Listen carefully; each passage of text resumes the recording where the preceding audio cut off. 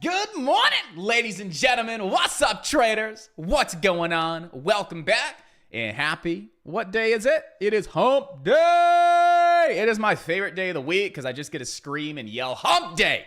Love it. But no, Wednesdays are typically like really, really good days in the market for me for some reason. So I love hump day. And I'm super excited to be back, guys. So hit me with a big old good morning. Let's see who we got inside the chat today. If you're feeling up to it, you can open the mic and you can scream good morning at the top of your lungs as well. I do not mind, but what's up, everybody? And good morning. Who do we got inside the chat today? We got Andy, as always, Chelsea, as always, Steve, Lucian, and everybody else inside the chat. My goodness, you guys are all here ready to rock and roll today, so let's make it happen. All right, today is going to be a good day. I smell it. I smell opportunity. So let's make it happen, guys. All right, so let's start with the pre-market rundown. We are 4 minutes behind, so we're going to play catch-up today. We got to make up about 4 minutes here, so we're going to dive right into it. Talk about what we got going on for today. Get you guys prepared. Talk about the absolute best opportunity in the market so we can crush it and have a strong, profitable day. So let's start with the economic calendar as always. So today, Wednesday, June 26th, what do we got going on after market open? Here at 10 a.m., we do have new home sales data. That's not really the type of data that's going to really move the market. It's of medium importance, so we need to be mindful of it, but it's not like super high important data to where we need to be like flat on our position, right? So 10 o'clock, new home sales data being released. Here at 10:30, we have EIA crude oil stocks change data, and that's also of medium importance, just something to be mindful of. Again, not the type of data where I'm going to be completely flat on a position, just mindful of it, finger on the trigger, maybe a hard stop in the system just in case, but the market typically doesn't see that type of reaction to that type of data. So the way I look at it is be mindful of 10 o'clock, 10:30 data, but for the most part, we are in the clear for today. All right, so let's go right into the SPY, right into the Qs. Let's talk about what we got going on for today. And the first thing that I will say is today could be looked at as more of a challenging day to find like the most key zones. So like some days we come in, it's like, yep, that's a key zone. That's a key zone. It's clear as freaking day, right? Some days you come in, you're like, damn, like it's really hard to find a super dialed in zone. It's a bit more of a challenge. Today was kind of one of those days, really trying to find those dialed in like perfect zones for the day. So if you kind of felt that, again, I felt it too, a bit of a challenge, but we'll dissect it, talk about what we got going on. We'll go from there. So here's the first thing that I want you guys to do on your daily, on the SPY, is just take a fib retracement from this swing low here up to this swing high. And this gives us an idea of where we could see a pullback to before seeing the next leg up. So I just want to put that fib here and just look at this fib and reference some of these retracement levels. And the real reason for that is when we look at this last impulsive move to the upside in this pullback, it was also a perfect retracement before seeing the next leg up. We've seen this rinse and repeat several times over the past couple months where we see these nice big moves to the upside, perfect retracements. We see the next leg up. Then we grab another fib from that swing low to that swing high. We get a nice fib retracement, literally to the penny. Great price action. What happens? Next leg up, new all-time highs. So let's do the same thing here because we are in a clear, defined uptrend. There is nothing that stands out to me that suggests the market is going to dump and correct and pull back and crash, right? I still see more overall upside in the market, right? And will you see pullbacks in the middle of uptrends? Yes. Is this just a pullback in the middle of this bigger picture uptrend? It is. So overall, we're still trending higher. And if you really look at the technicals don't suggest anything regarding a bigger pullback versus these slight mild pullbacks before we get those next legs up. So what I want to keep doing is every time we have these swing lows and these swing highs on the daily, on the SPY, and really across the board, even on the Qs, is run those fib retracements from those swing lows to these swing highs to get an idea of where could we pull back to, find support before seeing the next leg up. So number one, run a fib there on the SPY. All right, first level that I want you guys to identify here today and mark up is going to be this zone on the SPY, and that's going to be between, if it's not working. Here, let me move this one down and see if that works. There we go. It's between 544.83 to 545.18. And so basically what we did here is we saw this low of day from Thursday, right? We wicked through this area on Friday. We wicked through that zone, this area, on Monday. But if you look at yesterday, you can go ahead and mark up yesterday's close and high day as well. So really using yesterday's low day and yesterday's high day as an initial reference point. You look left, you see that you do also have another touch point in that zone from Thursday, June 20th. And then here we wicked through it, never closed above it, got rejected. Here we wicked through it, never closed above it. We got rejected. And so we have about 3 touch points off this slight little zone that was really just established and identified off yesterday's close and high a day. We take that zone out to the left, we see we get one more touch point. Is it the most significant zone we've ever identified? It's not, but it's definitely a good starting point, right? And again, it's based on yesterday's close and high a day. We got that other touch point. And the other thing that really stands out to me as well about that zone is it's right in line with that 50% retracement. Now, I know we pulled below the 50% retracement. Where did we pull back into? We actually came down into the OTE zone based on this fib. So the midpoint between the 78.6 and the 618 is called the OTE zone, the optimal trade entry zone. Sometimes we will come down into that OTE zone and push right out of it and then start regaining some of these fibs as support moving forward. So that's one thing that does stand out to me is we dropped into the OTE zone. We had a very strong push yesterday back above that 50% level. So I definitely want to reference that 50% retracement for today. That's at 544.85. And also because it's right in line with that daily zone that we just discussed. So that's going to be the first key area that I want to keep on watch for today. And that's going to be my line in the sand because it's also up against that 50% retracement. So again, that zone for today, which is going to be our line in the sand, it's going to be a make or break, is going to be that zone between 544.83 to 545.18. Okay. Then we come down here and draw a zone off all of these lows, right? So our next lower zone of support will be down here between 542.65 up to 543.01. Then we'll come down and draw a zone off all of these lows. So that gives us a zone here between 539.58 to 540.29. And that's going to be another area of support potentially for today if we see the SPY coming down into that lower zone. Okay, so you got 2 lower zones of support for today. You got that line in the sand that we just discussed. That's our make or break. It's right up against that 50% retracement level as well. And then we got a couple key zones of overhead resistance for today. First zone, going to be here between 546.73 to 546.98, right? Just looking at that low of day from June 18th, the close from June 20th, and then we had that rejection there on Monday right up against that zone of resistance as well. So nice little zone of resistance to the upside today between 546.73 to 546.98. And then if we push above that zone and see the market continue to move higher today, I would say realistically, we can get back up towards around this 548.51 to 548.64 zone today.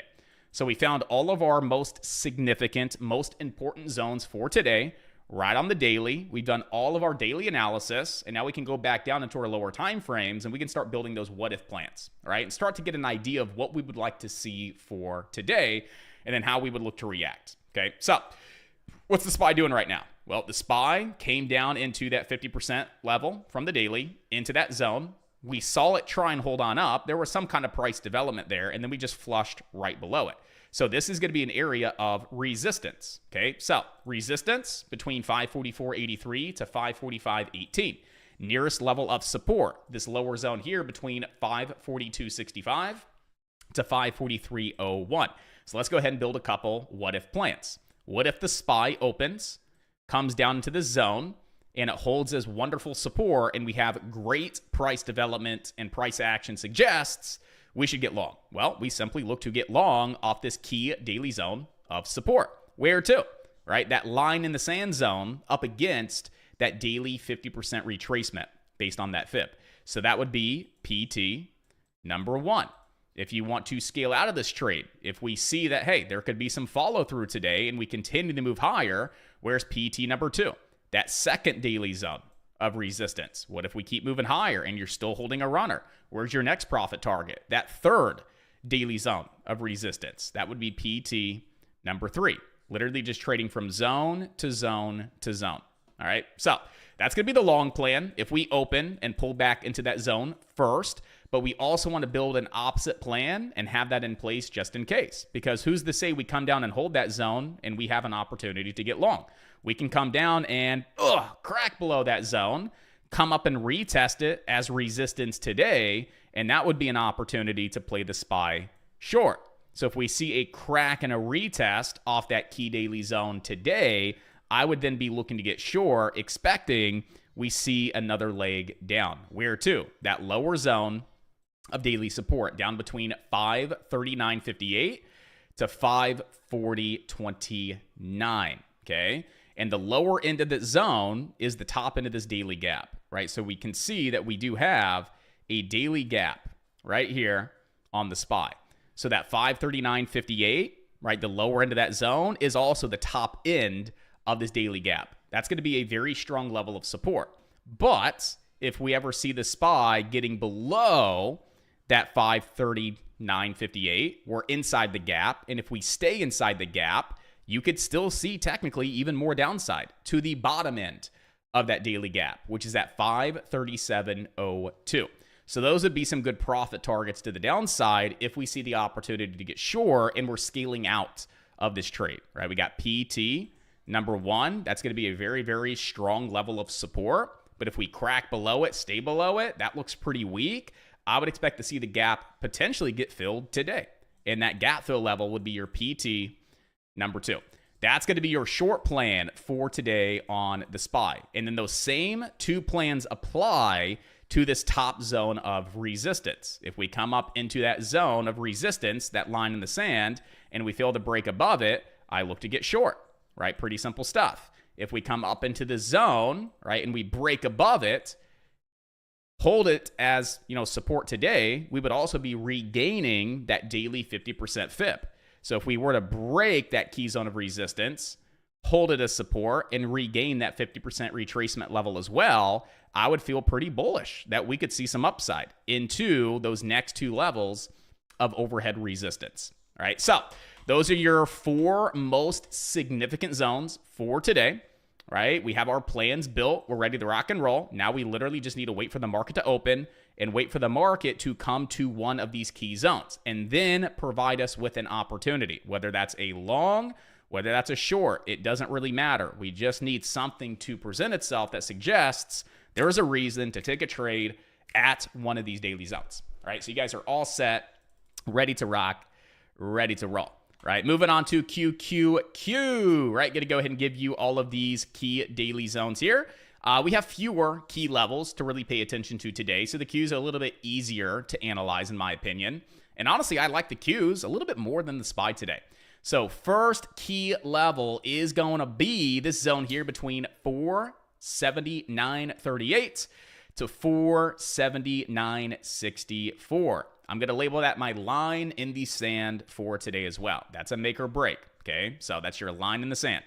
Then you have this lower zone down here between 476.04 to 476.49, and that's where we're going to stop it for now. If we eventually fall below that zone, we'll come back to the daily, we'll analyze it, see how much lower we could go, but we got a couple really key zones to pay attention to today.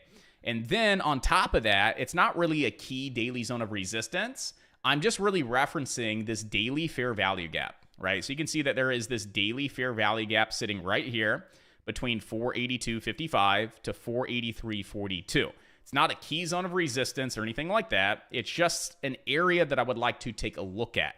Reference it today. If we see the Qs getting up into that zone and we see really good intraday price action, that suggests, hey, we could definitely start to roll on over and drop inside of that daily fair value gap. That would be an opportunity that I would definitely entertain. So I definitely want to mark up that daily fair value gap here as well. Okay. And I'm sure some of you guys right now are like, what is a fair value gap? So what do?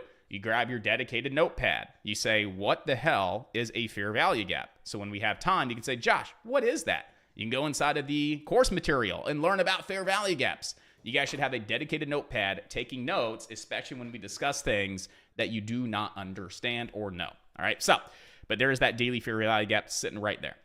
So we've done all of our daily analysis, a little bit easier than the SPY, more clear, defined zones to be looking at today.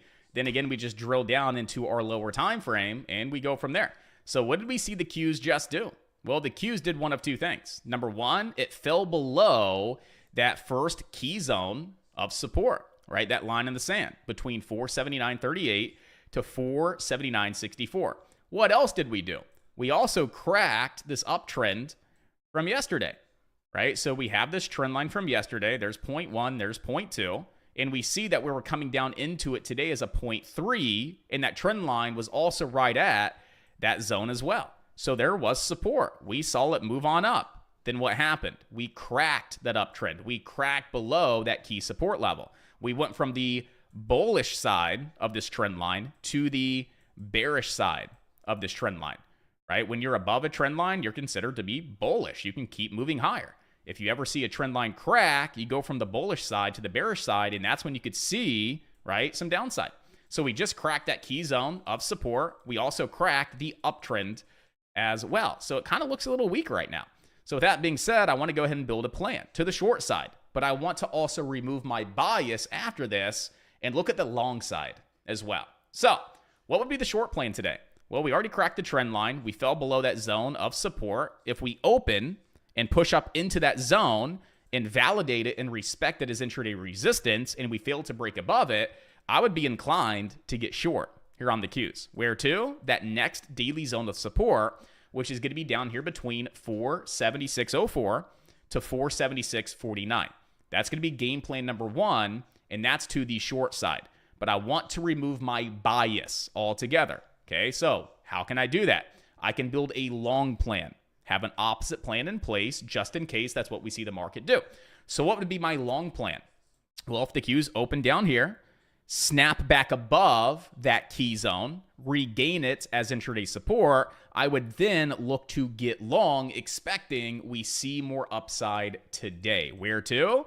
The first area that I'm watching is that daily fair value gap to the upside. That would be an area that I'm looking to take some profit and scale out just in case we see that fair value gap rejection.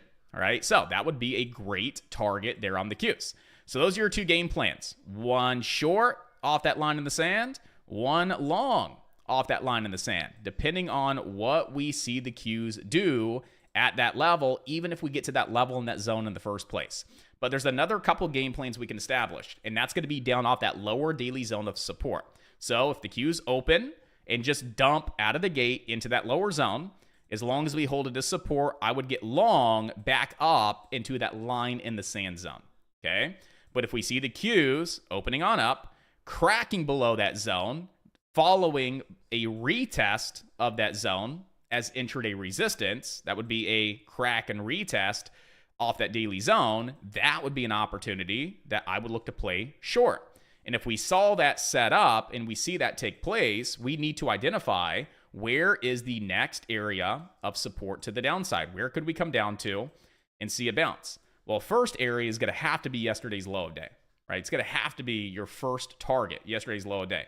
Then what I would do is I would just come down into Monday's low and Monday's close, okay? And that's going to be the next area to the downside as far as a target, right? In that little zone here, down between 473.82 to 473.95. So if we look at this and we look at that short plan again, if we come down and crack below that zone, retest it as resistance, and we get short, we just have to be mindful that we have some support nearby. Yesterday's low of day at 475.12. That would have to be your first target. Not a lot of room to the downside here.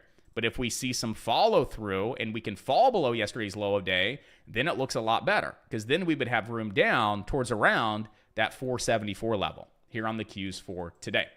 All right, so you guys should be all set, ready to rock, ready to roll.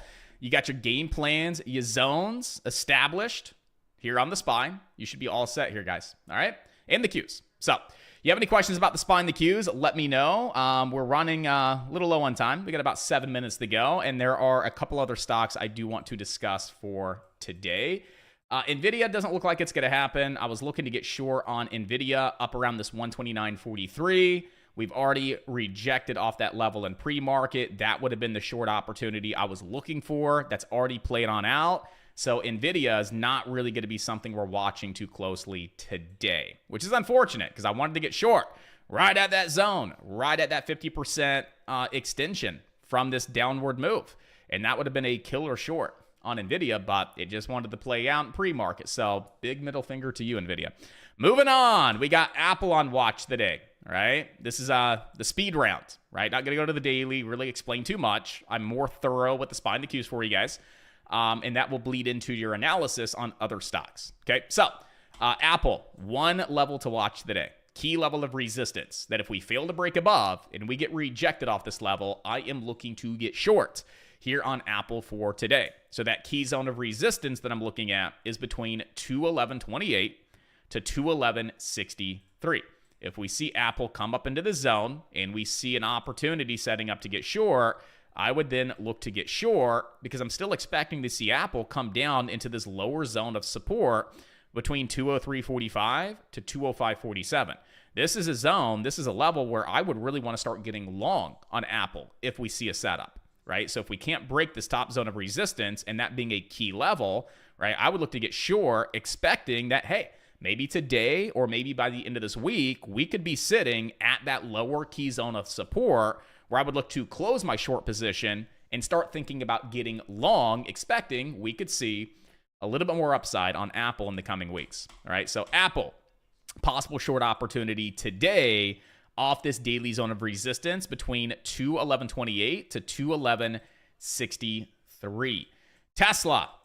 Quick little day trade opportunity today. I don't expect this to turn into any kind of a swing trade right now, so just a quick intraday scalp opportunity.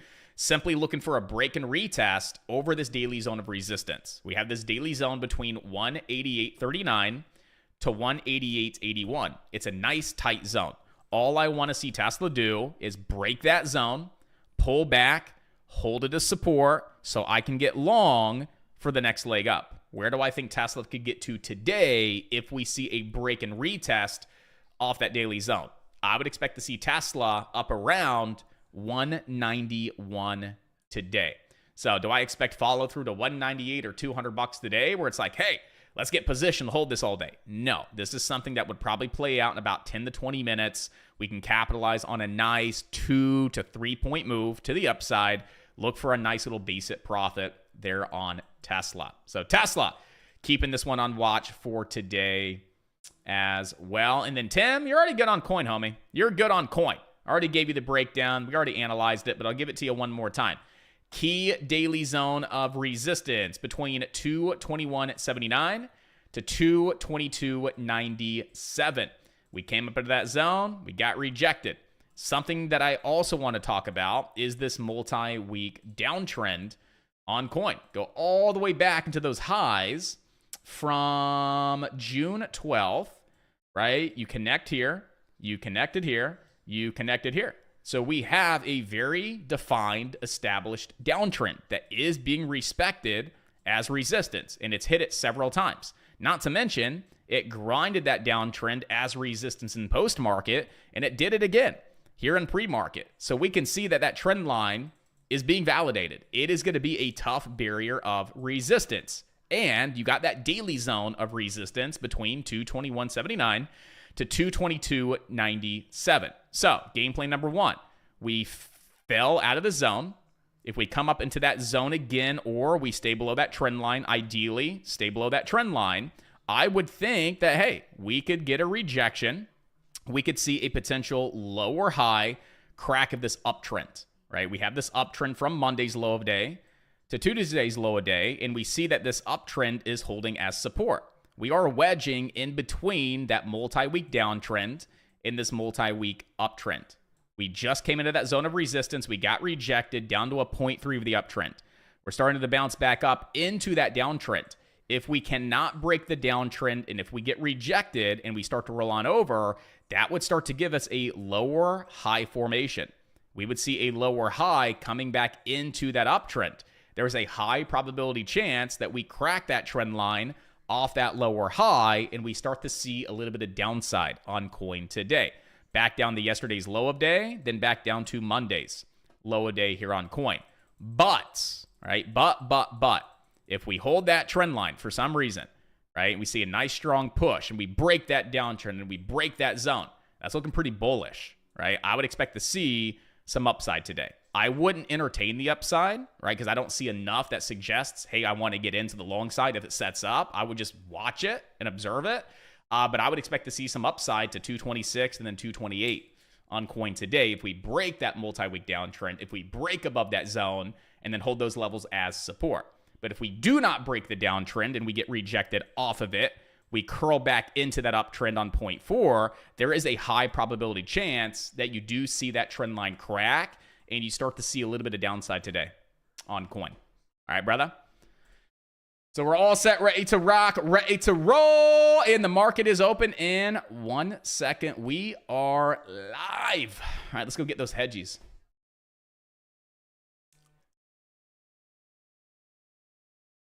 All right, hedgy, pressure me, baby.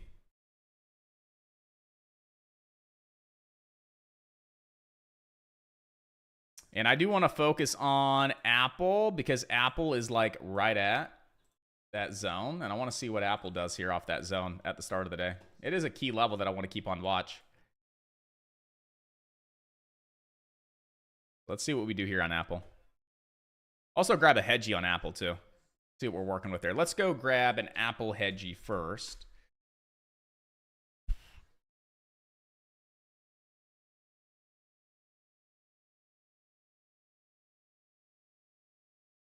And of course, there's nothing on Apple.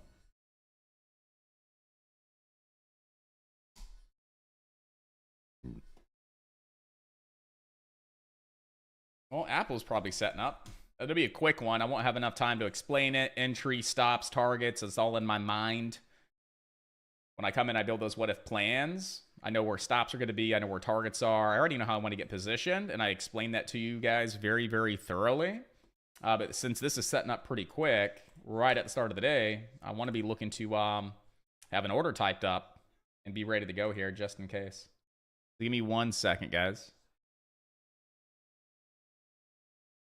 I am not in, but I'm definitely looking to see which ones I would want to get in on. I think there could be some follow through the rest of this week. Maybe it turns into a swing trade. So I would be out by the end of this week, but I wouldn't go Friday's expiration. I would go 9 days out to Friday. I have that 205 target. I'd be looking at the 205s for next Friday. Because I would want to be out in the next couple of days anyway. And if this plays out, I'd expect it to play out today into tomorrow. Really at the latest. I wouldn't really be holding these contracts in the next week, but I still don't want Friday expirations this Friday. I'm looking at next Friday. So it'll be the July 5th expiration, a 205 strike, just because I expect it to come down to that 204, 205, and those potentially could be going into some money on the wonderful Apple. Hedge precious. Let's go get those hedgies. SPY hedge pressure for today. I love it. I love it. Anybody guess where SPY's hedge pressure is today? It's at 545. Oh, yeah. Right up against that line in the sand zone. Right up against that 50%. Woo. Looking good. All right, I like it. 540 is your monthly hedge pressure for today. 540 monthly hedge pressure on the SPY. All right, that's the SPY. I like those hedge pressure levels, especially when they line up with those key zones. Really just builds a lot of conviction to be looking to trade off those intraday hedge pressure levels that are in line with those daily zones. I love those days. Really gives you out of the gate confluence. You already have multiple reasons at these zones to even be considering trades in the first place. Really builds your confidence. Really gets you convicted. Let's go ahead and look at the Qs. We got a 477.50 weekly. 477.50 is our weekly hedge pressure. Then we got a 470 monthly. So it's way down there. We got a 470 monthly. And let's see if Apple gives us one. Yep. Oh, it was just there. And I kind of liked it. Maybe not.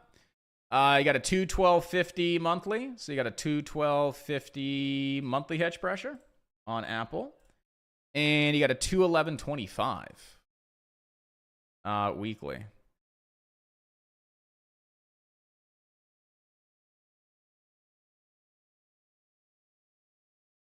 Yes, I do trade options.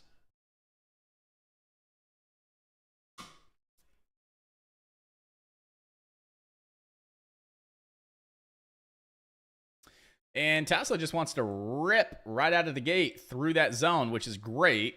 All right, so what did we want to see on Tesla? What was one of our game plans? We wanted to see that daily zone break. All right, did we break it? Yes. Was that a strong break? Absolutely. Now we just want to see it pull back and retest that level as intraday support. That could be a nice break and retest opportunity to get long, expecting that you get the second leg to the upside. There's leg number one. We just want to see the first pullback into that zone, hold it as support, right? And then look to get long for the second leg to the upside, right? So there's going to be one reason to take this trade, right? The break and the retest off that daily zone. Okay, so this is going to be a key level of support down here. There's one reason. I like to have at least two, right? So what could be a hedge pressure level on Tesla? Maybe we got some hedge right around that. Maybe that's a confluence. Right now, we got a 185 monthly and weekly, so that doesn't really do anything for us, right? We know we have a lot of support down around 185, right? But that doesn't really help us here off that zone. So hedge pressures aren't going to be another reason to take the trade. What's something else, right? VWAP. Some traders use VWAP. Is the VWAP sitting right there at that zone? It is. What's the VWAP? It's a moving level of support resistance. So now you got the VWAP nearby. That could be a second reason to take this trade, because now you would have some VWAP support as well. I don't use the VWAP. I would actually go with a fib retracement from this swing low up to this swing high. So if this is the swing low, if this is the swing high, and we start to see this pullback into the zone, that would also be right at the 50% level. That is a key retracement level, is that 50%. And would you look at that? It's right there. So we actually have like three reasons. I have two. Right? Breaking that daily zone of resistance. I want to see it pull back and turn support to get long for the break and retest, right? Look to capitalize on leg number two to the upside. So we got one reason to take the trade, right? Retesting that zone, looking to see if it will hold as support. We got our second reason to take the trade. It's also a 50% retracement. We have two reasons to take this trade. If you guys use the VWAP's sitting right there as well. You could have three separate independent reasons to take this trade. There is going to be a good amount of support, and we would expect to see a lot more buyers than sellers down at that lower zone because we have that many reasons to look to take the trade. So that's how you establish confluences, right? Again, take note of this process, right? Just notate the process. Like, what did we do? We got prepared in pre-market. Okay, we identified all of our zones. We built our what-if plans. Then what did we do? We waited for the market to come to us and set up. Boom, Tesla. Come to us, starting to set up. Great. What's the next step? Recognize the setup. What kind of setup is it? All right, it's a break and retest. Okay, if you can recognize the setup, you know what criteria needs to be met to validate the setup. And so what's criteria for a break and retest? Well, there's really two pieces of criteria. Number one, the break has to be a strong break. Was this a strong break? It was. We broke that zone, right? Did we see an increase in volume along the breakout? We did. So criteria number one, check. The breakout was strong. Now, when we start to see that pullback and that retracement, we want to see it occur ideally on decreasing volume. Are we seeing that take place? We are. That's criteria number two. Check. So once you can recognize the setup, you know what criteria needs to be met for that setup to be a valid setup. So criteria is met. Great. We recognize the setup. We understand criteria. It's met. What's the next step? Confluences. How many reasons do I have to take this trade? I have 3. Right? Does that meet my minimum requirement of having at least 2? It does. Phenomenal. I have multiple reasons to take the trade. Great. What's my next step? I got to build a trade plan. So where do I want to get long? I want to get long at the price point where all of my confluences line up together, right? So the VWAP, the 50% retracement, that daily zone, where all of those 3 levels, those tools, those indicators connect and cross at the same price point. That's going to be like the optimal trade entry point for me, because that's where I have the most confluences. So I'm going to go ahead and put my entry right in the middle of that zone, right up against that 50% retracement. If this truly is the retracement. If we push up a little bit higher here, what are we going to have to do? We're going to have to readjust that fib. Just drag it up and reconnect these highs if we continue to move higher. And look at that. We're starting to push a little bit higher. So this may be a dead trade, may not work out, but this is the process that you guys are going to follow all the time if you see an opportunity in the market, right? It's very simple. Just follow the process, and that's going to get you to the point of being able to confidently take trades, okay? So I still want to break this down. Okay, so then I would need to build a plan. Where would my entry be? Right at the 50% retracement at that zone of support.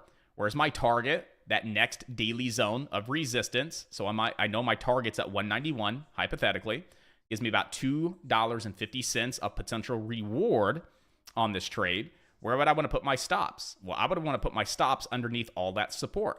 So I'm going to put my stops under support, under that 50% retracement. And then just because I can, I'm going to even put my stop below the 61.8. Because what if we do see that pullback, we wick down to the 618 just to wick back up, close inside that zone, close above that 50%, and then push.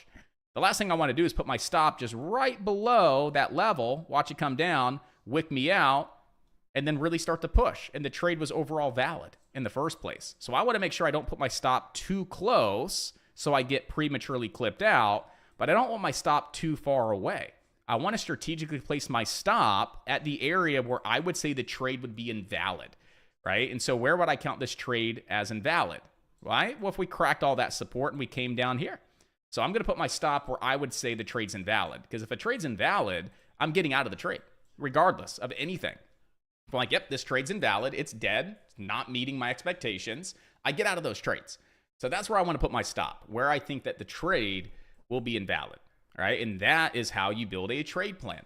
Then you go through the rest of the process to assess your position size and assess your risk and accept the outcome, right? Then you still need to have price action, validate the entries and validate the trade. So there's still 2 more steps, but this is the bulk of the work that you guys do. Pre-market prep, identify your zones, wait for the market to come to you, start to set up based on your expectations from pre-market, right? Identify the setup, recognize it. What are the criteria that needs to be met? Identify your confluences, build your plan, right? That's the process that you guys follow each and every day to find great opportunity, to take high probability trades, to make good money, right? Is Tesla going to set up? It's not, right? It should have pulled back a little bit further for me towards around that 188.58 level. Did it? No. Is there a trade here? No. But was it worth the time to build the plan to be prepared just in case? Absolutely. Because if Tesla would have came down and set up, I would be in that trade, right? So I still needed to follow that process just in case. Tesla didn't come to me, never gave me a reason to take the trade. So now on to the next one. Continue to do this until an opportunity presents itself. So Tesla could have been good, but unfortunately, we never saw that retest, but everything was looking wonderful. Go see where the SPY and the Qs are at right now.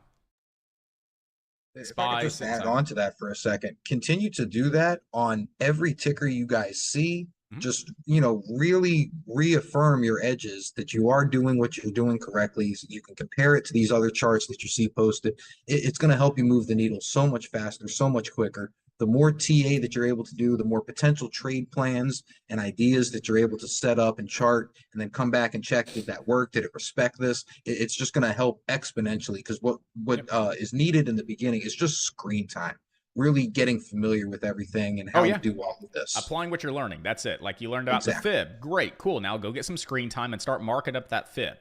In the beginning, you're probably not going to connect the right points. You're going to be like, what's the fib? It's not being respected. But the more you implement what you've learned, the more you start to see it's being respected. The more you start to notice, wow, I'm starting to draw the fibs correctly. And you're confident to now use fibs. So you got to learn about it first. Then you have to take what you've learned and then implement it in real time in the market. And I'm here to help you with the implementation as well. But like Stir said, just rinse and repeat that process. That's what you guys are consistently doing. You're not sitting here hunting for trades or just trading random shit. You're literally just doing analysis. Like what we just did on Tesla, you're going to keep doing that and keep doing that throughout the entire day until that one trade does exactly what you think it's going to do. It comes down to that level. It sets up, has great price action. You got your 3 reasons to take it. Your plan's already built. You execute. You react to the opportunity. And then you just manage your trade.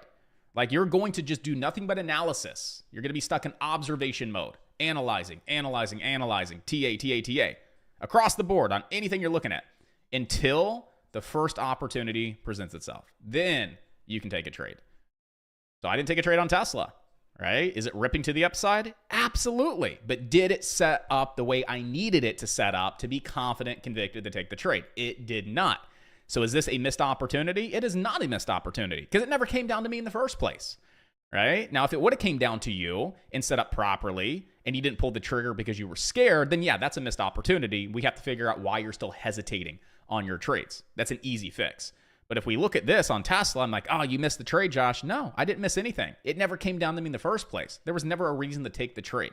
So that's it, guys. It's a really simple 10-step process, right? And a lot of you guys know about those simple 10 steps. Just that simple process to follow every single day, throughout the entire day. That's going to help you identify the great setups, the best opportunity. You're going to be now more focused on the quality of your setups versus just trading, the quantity.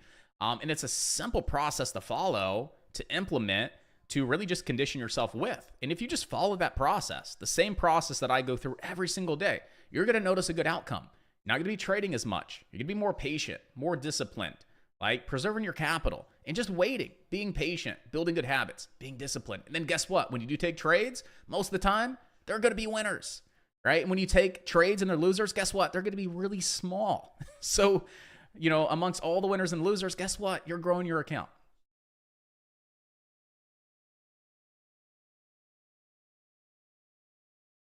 But enough ranting. I just like to take any opportunity that we have in the market to explain it, to educate you guys upon it. Really setting some expectations with you guys.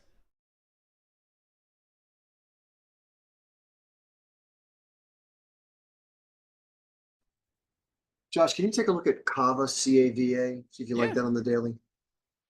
Absolutely. Good old Kava. All right, so it looks like we analyzed this one previously. Oh man, this is a messy daily. Yeah, I remember analyzing this because we even threw some extensions up on this bad boy and we realized it came up to the 1.618 extension. Let's take the extension off. Let's take that. Let's just reset it. Let's reset it completely. Flat top resistance, pretty clear. A lot of resistance up here between 96.89 to 97.70. Obviously, we are uptrending. Higher highs, higher lows, higher highs, higher lows. So, I mean, we do have these higher lows into flat resistance. That is a breakout formation. Typically, I mean, traders classify that as an ascending triangle, right? Where you have higher lows being built, but you have flat resistance. It gets really tight inside of that triangle, and then it breaks to the upside. It's your typical retail formation that I will not trade because they're just not super consistent, setups. But that's what you have. I mean, you have flat resistance, and you are building consistent higher lows over the past couple of months, and you really are respecting that 20 EMA on the daily. I mean, every time you come down into it, support, support, support, support. So, I mean, at this point in time, it looks like we'll probably see that daily higher low push play out back into resistance. Would I be looking for it to break resistance to get long? No. I'd be trying to find a reason to get long here in this region and take it up into resistance and then take some profit, get my initial investment back out, and then maybe hold a runner to see if it breaks out. If it breaks out, great. If not, you're still securing some profits, right? So I wouldn't look to get long at a breakout. I would be trying to find an area to get long in this region, which we will, to get long now, expecting that we probably run up into resistance. If it breaks, great. You're positioned to hold a runner. If it comes up and it doesn't break, then you could be getting out still for profit versus getting in up here and then taking an unnecessary loss. So that being said, we know where we can get to. It does look like we'll probably see that daily higher low push off that 20 EMA back up into resistance at this point in time. And I would just really look at these previous levels right through this region where we've seen a lot of previous support resistance just over the past, few weeks. So that gives us this light, I wouldn't even call it a light. I would call it a tight zone between 93.13 to 93.39. I would say that if we see good price action and a good setup, off that zone today, intraday, I mean, there could be a reason to start getting into this off that zone of support, expecting over the next, day or so, we could start to get back up towards around that top zone of resistance between, like 97 up towards around $98. That's how I would look to get involved with CAVA. I could justify seeing a little bit more upside in the coming days. Can't justify getting in at resistance or near resistance, hoping it breaks. I could start to justify trying to catch an entry down here off support and then look to take some profits into resistance and then maybe see about holding a runner just in case it breaks all that resistance. You could see it maybe up around $100 next. They're on CAVA. So as far as an intraday setup goes, I would just want to see a decent break through that lower zone that we just discussed, like a decent break, and then pull back and retest it as intraday support. If we see that take place, I would consider getting long off that level of support, throwing some stops under low of day. Stops would be nice and tight, and I would start to set a target up at that top zone of resistance. You could see the risk reward is going to be nice on that. That's my 2 cents on Kava. Thank you. Yeah, buddy. Yeah, so Zach, that's from 6 days ago, unfortunately. Now that I'm looking actually in options chat. So that would be why I'm confused. Yeah, I'm an idiot. I'm sorry. No, that's all good. I was very confused there for a minute. I'm like, wait a minute, did I post the wrong thing or the wrong ticker? But yeah, I no, saw I'll it and then I looked at the 24-minute ago one and then I looked up and saw 6 and I thought it was minutes. gotcha. I cannot find this anywhere on the chart. I don't know what the hell Stir's talking about. I see things, man. Did anybody tell My you? bad. It's all good, dude. He's got his crystal ball. I was so It's a magic 8 ball, but it works.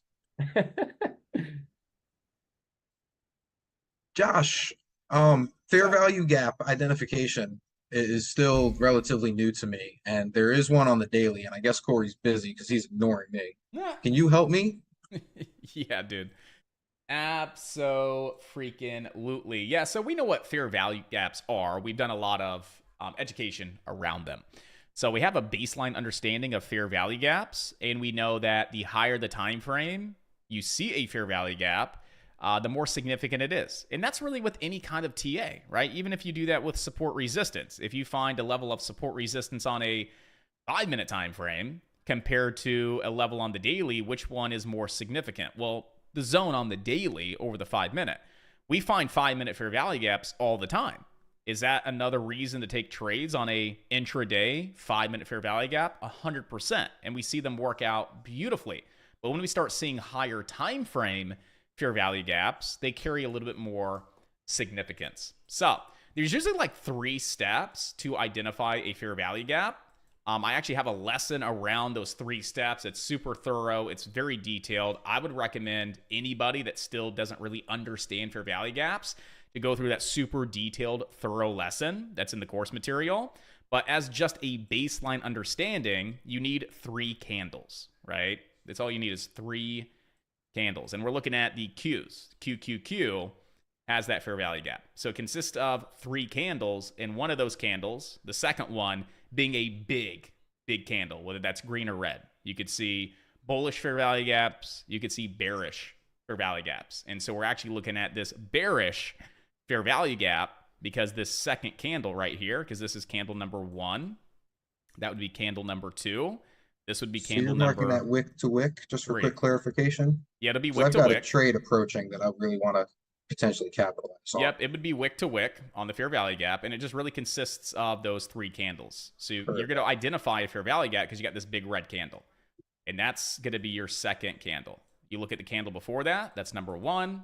You look at the candle after that, that's number 3. So it consists of 3 candles. You got that big red candle, for example. Look at the candle before it. Look at the candle after it, right? Mark up the lower shadow from the first candle, right? And then mark up the lower shadow from the third candle. If there is a space in between candle number 1 and candle number 3, this space right here is the unfilled classified as pocket. a fair value gap. Since we're coming up into it from the underneath side, right? And this was created off that big red candle, this would be a bearish fair value gap here. You're beautiful. So- Thank you. That's exactly what I needed to know. Yep. So basically, I've identified for anybody trading futures, there's a fair value gap on the daily if you utilize the candles from 328, 41, and 42. So basically, the end of March into the 2nd of April. And we are approaching that if this monthly low at 2304.20 fails to hold. And that would be the next little pocket of demand, basically. I don't remember what So- I was looking at last night. I was looking at something. Maybe it was like gold. Maybe it was ES or NQ. But I was just like looking at all the 1 hour fair value gaps that we've had recently. And like every single one on the hourly was getting filled, rejected, filled, rejected, filled, rejected. And I'm like, man, it is just, it can be easy at times to trade those fair value gaps. I mean, here's a fair value gap right here. Filled it, rejected, right? Then you have another little fair value gap right here. You came up into it and saw some resistance off of it yesterday. So you saw it being respected. But yeah, just going back and looking at some of these, even hourly fair value gaps on ES, you see a lot of the times where we come into those gaps and it's usually followed by a pretty strong rejection. Yeah, I really like the concept of it because it winds up lining up with a lot of demand zones inside of those big, does. large order blocks. It really does. That's why I like it. Order blocks, Or demand supply zones. corresponding. Yeah, But yeah. 100%. That's why I like them as well, because they line up pretty nice with even like your institutional supply demand zones. No, exactly. Like when Corey started like teaching me about fair value gaps and stuff, I'm like, that's really similar to what I'm looking at, but I don't understand where he's, calculating and getting them from. And then like the more I dive into it, and it's literally the thing that I studied up on this weekend. I'm like, oh, this is just one more tool that I can add. So when I'm not in a Exactly. institutional demand or supply, I can, play not intraday, but still in these daily larger potential pockets to really capitalize on some of these bigger flushes or Yep. moves to the upside. And for me, a fair Absolutely. value gap is like a fib. Like there's some traders that they hunt for fair value gaps and they build plans around a fair value gap. Right? I It's know not a bad traders that strategy. take fib retracements and then they will build plans solely around a fib retracement. I don't But they like draw that them approach. right. Just like, little asterisks on that. They know how to identify the fair value gaps. They know how to draw their fib retracements or extensions. They're not just drawing them Right. anywhere randomly in the chart. They Same thing know with how to trend do lines it and for stuff. sure, but I see a lot of people that literally build plans around just a fair value gap, just around a fib, and they're trading solely based on just that one singular reason, a fair value gap or a fib That's what Matt retracement. does. I mean, If you're yeah, I always scalping- recommend for newer traders, it's like you always start with your key zones of support, resistance, supply, demand, and then build around that. So, that always So- comes first. Support, resistance, supply, demand, your zones will always, always, always come first. Then apply the fib retracements. Then apply the fair value gaps to assess your reasonings around these key zones. That is like the easiest, simplest way to trade. And the 100%. outcome is always great. 70, 80%, win rate, if done correctly. I mean, you see all the time these zones get hit, get rejected, and we most of the time just move from zone to zone to zone throughout the day on the spine to Qs. So that's why I'm really big in zones, mastering that aspect, and then building on top of the zones, because that's going to give you the absolute best types of trades that you can capitalize on. Well, I completely agree, and you need to understand how to do all of that first before you can just simply build a plan based off a fib or build a plan based off a trend line. But once you get to that point, if you're leveraging in and it's quick scalps and in and outs, and you really understand what you're doing, it's like what Matt does with just the 3rd-point trend line anywhere in the chart. He doesn't care if it's a daily zone or not. He's making bank. And so, kind of continuing on that topic, it all starts with zones. I mean, that was the example on Tesla. We have another example on the Qs. What are the Qs doing? We're starting to break that key daily zone of resistance. We could see old resistance turn new support. That's a break and retest off a key daily zone. All right, cool. So I see that the market is at one of my zones. There could be an opportunity. Now I need to recognize the setup to break and retest. Is criteria met? It is. On to the next step. Do I have multiple reasons to take the trade? Well, the first thing I'm going to do is grab a fib retracement and see if one of my retracement levels lines up, right, with that zone. So yeah, we do. It would be right up against that 50%. Potentially. I mean, that's within a couple cents of the bottom end of that zone. I would, utilize that retracement. That zone is right in line with that 50%. And that's all I keep doing. Okay, where's the VWAP? Where's my 9 EMA, my 20 EMA? Do I have an uptrend, a downtrend? Do I have a fair value gap? To find all of those separate reasons. Give me 2 to 3 reasons to take a trade. Price development and price action validates the trade. I'm jumping in. So let's assume that we wick back into this zone and we close in the zone and price action starts to confirm a trade here. Where would the entry be? Bottom to that zone. Where would your target be? Retest a high day. Where would you want to put your stops? Right? Just so you don't get prematurely stopped out. Go ahead and build your plan. Where's your entry? Where's your target? Where's your stop? Then just go ahead and get positioned correctly based on this information you have.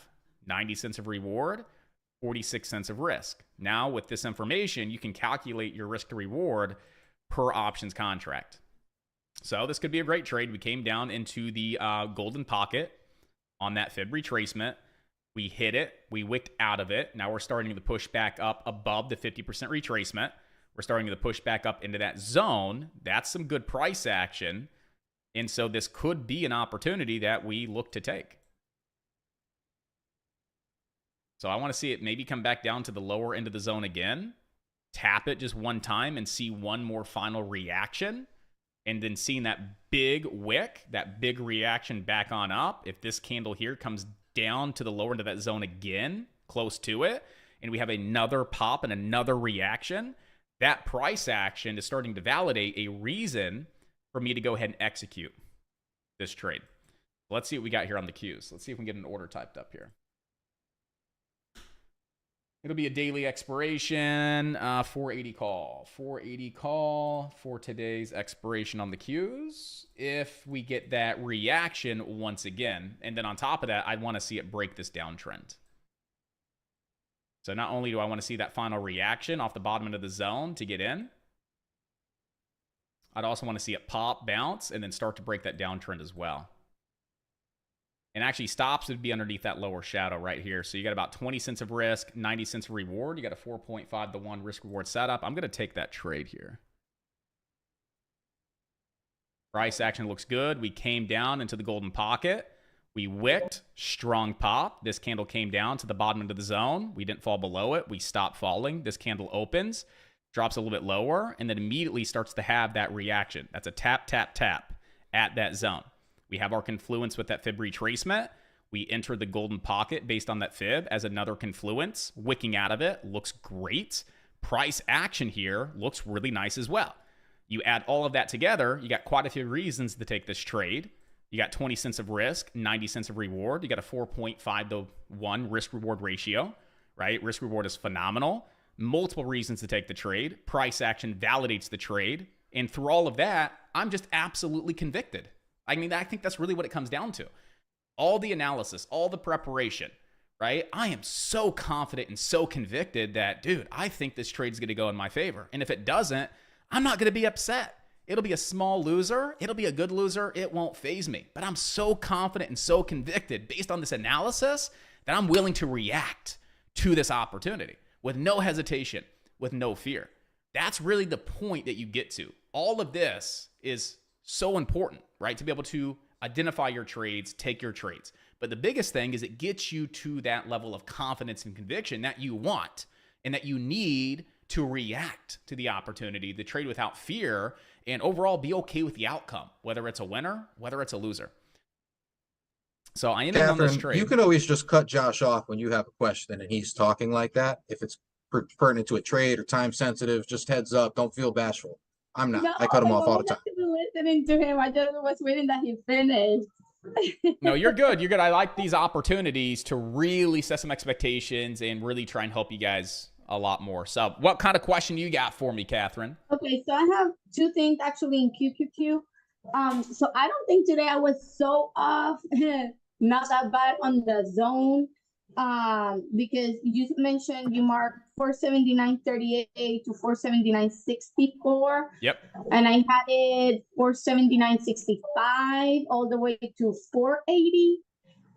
So I don't think I was that far away. No, you're close. I mean, the fact that every single day your zones get closer and closer and closer to mine means you're on the right path forward. And here in the next few days, your zones will probably be right at the same price points. So that's awesome. The one that I do have a question, and I'm trying to figure where did it came from? You mentioned earlier the 482 to 483.50. This top zone. Yeah, I'll explain that here in a moment. I need to sell some of this position. We are hitting target. They're on the That's why I Qs. didn't want to cut it before. Well, that it just hit target on the Qs. So I've taken about 60% of my position. I'm going to see if it tries to pop through that high a day. I'm managing my trade, not my P&L. If it comes back below 480, I'll go ahead and close my trade pretty much right there at target. But if we do get that breakthrough high a day, we could see a little bit more upside, and I want my runner to potentially run a little bit to capitalize on this winner. So if we see the bid back below 480, I'm going to close my final 40% out on the Qs. But I'm going to give it this 10 extra cents of wiggle room to see if we do push through those highs and see if we can get a little bit more out of this trade. And this is what we call capitalizing on your winner. I built a plan. I had 4-to-1 risk reward. We came up to my target. I closed a majority of my position. And I'm willing to close a majority of my position up at that target level to secure my 4-to-1. But I also want to leave a little bit on the table to see if it does break and continue higher. And that's me managing the trade to capitalize on this winner. And so right now we see that we're coming back down below that 480. I'm going to close that trade on out for a quick $200 on 10 contracts. Nice trade. And just like that, that's how you trade. That's the process, right? So hopefully that all makes sense from analyzing the Qs this morning, identifying those key zones, recognizing the setup, break and retest, criteria is being met, identifying all of your confluences, right? We had 3. Waiting for price action to validate the trade. It did. From building a plan and simply executing. That's how you trade. That's it. Simple steps. Let's learn them together. Let's get you guys up and running. But this is how we trade. So it all comes down to key zones first. We got to make sure you guys can find those key zones. But Catherine, so that zone ahead, you wouldn't know this, right? Yeah, because we haven't really covered this topic yet. And so you wouldn't really understand where this level comes from. This is a fair value gap, right? It's not a key zone of support. It's not a key zone of resistance. It's not supply demand, right? It's none of that. It's treated as support resistance, but it's not a key level of support resistance. So you would not have recognized this area ahead. This is simply an area called a fair value gap, an FVG. Not sure if you heard that term before. It's thrown around a lot on social media, but FVG or fair value gap. That's what this area is. That is a fair value gap that we could come up into and fill that fair value gap and then see price move more to the downside. So just an area of potential resistance that I want to keep on watch, but it's not a zone of resistance I would necessarily just want to get in on. You know, it's just an area of reference to watch to see what we do if we even get there. And then unlike regular support and resistance areas, once that fair value gap is filled, it's gone. It does not get retested. It does not, this might be a little bit more advanced, but it's not a break and retest of that area afterwards, or a crack and retest or anything like that. Once that fair value gap is filled, those order blocks are filled and that area disappears. Exactly. Yeah, it's Okay. not your typical support resistance, supply demand levels, but it's something you will learn. It's definitely another confluence that we will talk about when the time comes. But we talked about the most important indicators and tools for you to use in the beginning to identify those confluences. Because when you have confluence based on the tools and indicators that we discussed yesterday, you're going to notice that you have some really high probability setups. And the goal is making sure that you're only trading those high probability setups. In order to do that, we need to use the most popular, most validated tools and indicators to help identify those reasons and those confluences to take a trade. Fair value gaps will be one of those in the future, but right now we got the VWAP, we have our trend lines, fib retracements, fib extensions, key zones of support resistance, our hedge pressure levels. Those are going to take a little bit more priority over some of the other indicators and tools that we can talk about in the future. SPY is about 40 Yeah. cents away from hedge pressure. Tom, good job. Nice little 210 on some QQQ. I can dig it. Thank you, sir. Good I job, like man. that. That was a good setup. I wish I took it in the right account though. You took it in your long-term one? Yeah, I had it open because I was in some other trades I was looking at. I'm holding on. I decided to roll my EA? EA calls. I went out. I took those out to September. Well, that was your second trade. I was like, I thought he traded NVIDIA, but no, I see that's your second prop. Well done. You dirty dog. Trade too. So those are Let the me ones- guess. You quick little long scalp on that break and retest? Yes. I love it, Tom. Look at you. Yeah, and off the trend line, I guarantee that was a fib retracement level as well. It looks like. Oh, yeah, that was sexy, Tom. That was a sexy trade, man. Love it. So going back to the Qs real quick. Okay. Does that trade honestly make sense? Like, I wanted to be as thorough as possible. All of the steps leading up to even taking the trade in the first place. Then when I was in the trade, how did I manage the trade? Does that make complete sense to everybody? If not, what doesn't make sense? What do we need to help you guys gain some clarity around?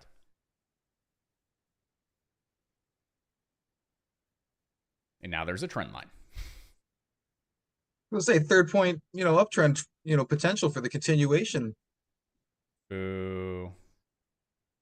I don't like trend lines anymore. I'm kidding. I don't really like them either, but I do. it's I'm there. joking. I like them. Trend lines come last. Yeah. I used Like, to it's not a reason trend to enter line a trade. trades all the time, man, and I did well with it. But dude, if you time it incorrectly, if you're not patient, those things can whip you out of trades. So I mean, trend lines just are like absolute, like the last thing that you look at. I mean, there's so many other things that take priority over a trend line. Support, resistance, supply, demand, fibs, price action, all of that takes priority over a trend line. And not to mention there's liquidity pockets under each section of that trend line. There's it's just bear traps and bull traps that they have set up. It's how market makers take advantage of.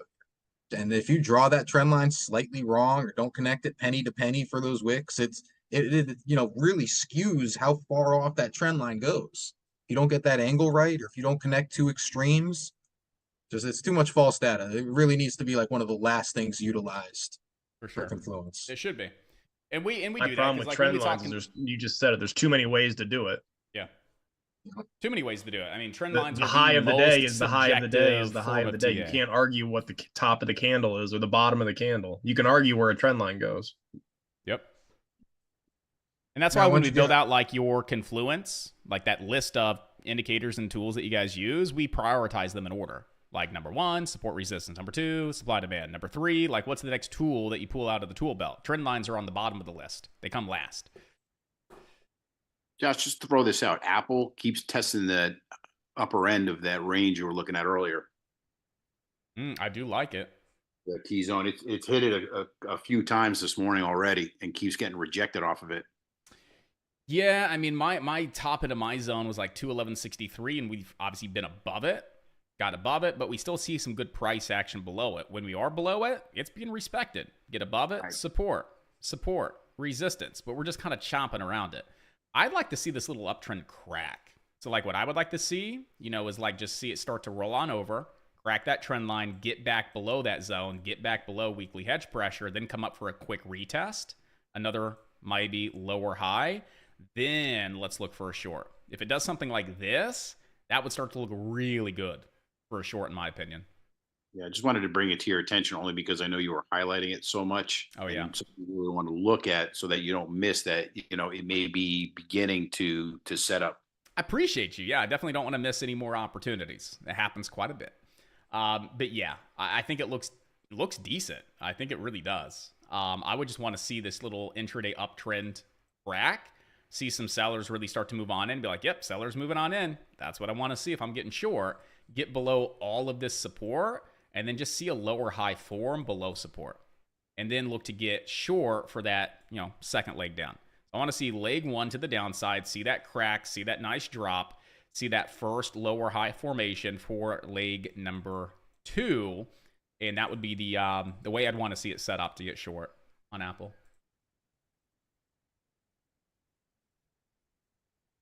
Tesla, nothing there. Coin, it's ugly. Shopify still looks good on the daily. It's just like, where the hell do I get in?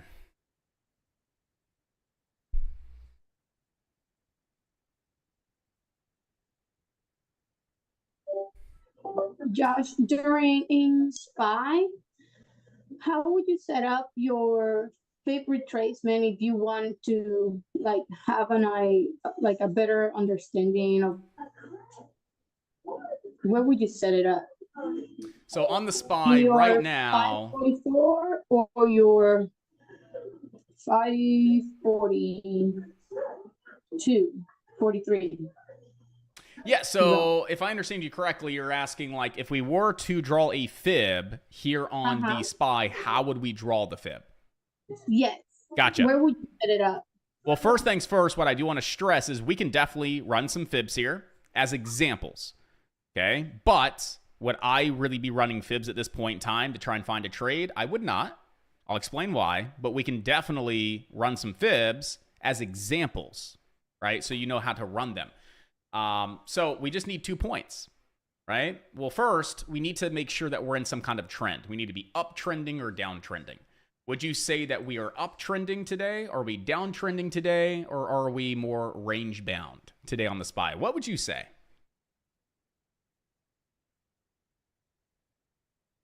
If you don't know, that's okay. If you're like, I'm not really sure, that's okay. I can explain it.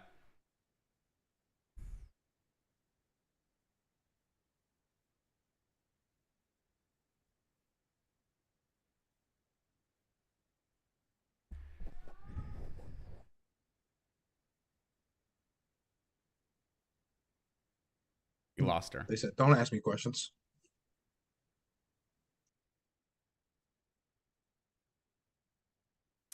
Oh, I think she, something came up. Oh, internet.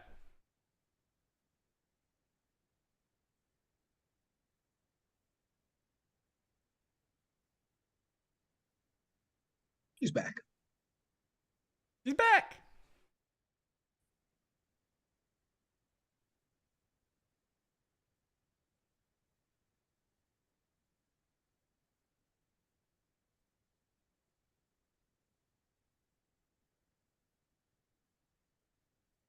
Hi.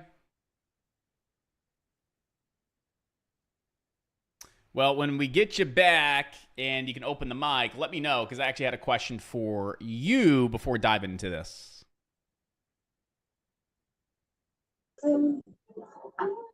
Is that to me? You're back. Awesome. Yeah, so my first question for you before we can even run a fib in the first place is we need to assess what kind of market are we in? Are we in a trending market or are we in a range-bound market? So my question to you is look at the SPY on a 1-minute time frame and just look at since we opened today. Are we uptrending? Are we downtrending? Or are we range-bound sitting sideways? What would you say? I would say sideways. Okay, and that's okay. So we're actually uptrending. So an uptrend is when we have a series of higher highs and higher lows. So we can see that this is a low, this is a high, Oh, this that's is a right. low, this is a high, this is a low, this is a high. So we can see that we're building higher lows and we're putting in higher highs. We would be in an uptrend. So we are trending up. All right. Now, if we Okay. were sitting a little bit like, I'll show you another example. May not be the best. Let's see. Where was our last? Yeah. So like right here in this region. So if we were just to look at this, would you say that we are uptrending, we're downtrending, or we're more range bound, sitting sideways? That Based would on be what- more range. That's more range bound. We are just sitting That's more sideways. range. Absolutely. Yeah, we are just sitting flat. We're sideways. We're choppy. That looks disgusting. So now we can see the difference between this being a intraday uptrend, that last example, more of a range bound market. And Yeah, then that's again, not we could see it uptrending. downtrending, right? So, number one, we only want to use fibs in trending markets. So, we are uptrending. We could use a fib. But on this other example back here, we notice it was ranging. We can't use fibs when the market's ranging, only when the market is trending up or down. So, market's trending up. We now know that we can use fibs, and those fibs would be accurate. Okay? So, now that we have those expectations set, all we really need is 2 points to draw a fib. Just 2 points. We need a swing low and a swing high. So we need a low and a high. I call them swing lows and swing highs. We came up, put in this high. We came down, put in this low. We saw it swing on up to this high, and we saw it swing on down to this low. So we have a swing low. We have a swing high. We have a low and a high. We just need 2 points. So now that we have our 2 points identified, we could run a fib retracement off of those 2 points. So we grab a fib retracement tool. We take it down to the swing low, connect it. So go ahead and click off that swing low, and then drag the fib all the way up to that high, and then click it again. So the lower end of your fib is off the low. The top end of your fib is off the high. And what did we see the SPY do? It pulled back to the 50% level, which is a very popular retracement level as support. And what did you see take place? Buyer stepped in. You saw the next leg up. So that's how you would run a fib. 2 points. Low, high. And you could do the same thing right here as well. I mean, hindsight's always 20/20, but again, right through this region, where's your swing low? This is your swing low right through here. This is your swing high. So that gives us our 2 points. So we take that fib from that swing low, drag it up to that swing high. And what did you see here? It did the same thing. Came down right to that 50% retracement before it moved higher. So that's how you're going to draw fib retracements when you're in uptrends. Okay. Now, the last thing I want to add to that for anybody listening, okay? In the beginning, as a newer trader, right, you got to ask yourself first, are we at a key zone? Okay? Have we broken a key zone? Have we dropped below a key zone? Or are we sitting at a key zone? If the answer is no, we can't really deploy the tools in the tool belt just yet. Now, you will in the future. You'll be able to I need you to repeat trade. that again. What's Because that? I didn't understand that when I first started trading. Waiting for a zone before you start adding all these other confluences and In the just beginning. that. Yeah, just in the beginning, Niall, in the next month. Let's just say in the next month. It's like, okay, you're patient, you're waiting for the zones to be hit, then you're doing your analysis, identifying confluences, you're taking trades, you're profitable, right? You're consistent. Like, you can do TA in between zones, and you can trade in between zones, right? Like, I've done it so many times. Like, technically speaking, could you have looked to take the SPY long right here in between these two zones? Absolutely. I would take those trades, right? But as a brand new trader trying to get consistent, I don't recommend this. As a new trader looking to get consistent, to get profitable, key zones first, then build on top of that. Once you're consistent and profitable, obviously things are making sense. Things are clicking. Then you'll be able to do your analysis in between zones and still find multiple reasons to take trades in between your key zones. You don't just have to wait for a key zone to get hit. and wait to take a trade. You'll be able to trade in between those zones because you have more of the skill set to do so. But in the But you'll beginning, also have day one, that is just the worst way to start on off. And you guys are going to get there. But like Josh said, you'll have the skill set. More importantly than that, you'll have the discipline necessary to accept your losses trading in between those zones. There's much higher risk trading in between those zones. It's much easier to simply wait for the larger, more respected key identified zones to be hit and play off of those and build trade plans and build confluence and good habits in the beginning. And You that's will what it's get to all the point about. where you can trade in between. Discipline, But- patience, good Exactly. habits. Like, why do I force you to wait for a zone to get hit before you start doing anything? Because that means you're going to sit there for maybe 30 minutes to an hour and do nothing and just watch the market because it's not at a key zone. You don't even know what you're doing. You're building good habits. You're building discipline. You're understanding the importance of patience, and you're learning how to be patient on your hands. You don't know that's what you're learning. You don't understand subconsciously. You're rewiring that part of you, but that's what you're doing through this process. And that's why we start you off on this process, because it's multifaceted, right? You're learning how to be patient, how to be disciplined, how to sit back on your hands and be okay with that. You're building good habits without even realizing you're building good habits. And then from there, that will bleed into, hey, being able to find opportunities in between zones and take those trades. For example, like you could have taken this long. It was 0.3 of the uptrend, and it was a 50% retracement. And the price action validated that trade. You could have absolutely taken this long, and that would have been a really good trade, right? And you will get to that point. But in the beginning, you wait for your zones. So yeah, that's how you would run a fib retracement. And that's something we did with the Qs. And so the Qs was actually a trade off of a key zone, right? We broke that key zone. We were pulling back to retest that key zone. So the QQQ trade was off a key zone. This would be a trade that newer traders would be willing and looking to take in the very beginning. These are going to be the highest probability trades, right? When you have opportunity setting up off a key zone. So what did we see? We broke that key zone. We were going to retest that key zone. I took a fib retracement from that swing low up to that swing high, and also noticed not only is it going to come back and possibly retest that zone as support and hold above it, it's also a 50% retracement. Okay, so I had two reasons to look to take this trade. My third reason was the way that price reacted here, right, was really good, right? Price action validated there were more buyers than sellers. And I want to see there are more buyers than sellers at an area where I want to be a buyer. If I see that there's more selling pressure than buying pressure at a level of support where I want to be a buyer, I don't want to get in if I see that buyers are or sellers are in control. So I saw buyers were in control. We came down, we wicked out of that zone real quick. I mean, look at that big lower shadow, right? We snapped up pretty quick. That was pretty aggressive price action. We hit it again, we bounced. We hit it again, we bounced. We tap that level, Oh shit, man. and buyer stepped on in.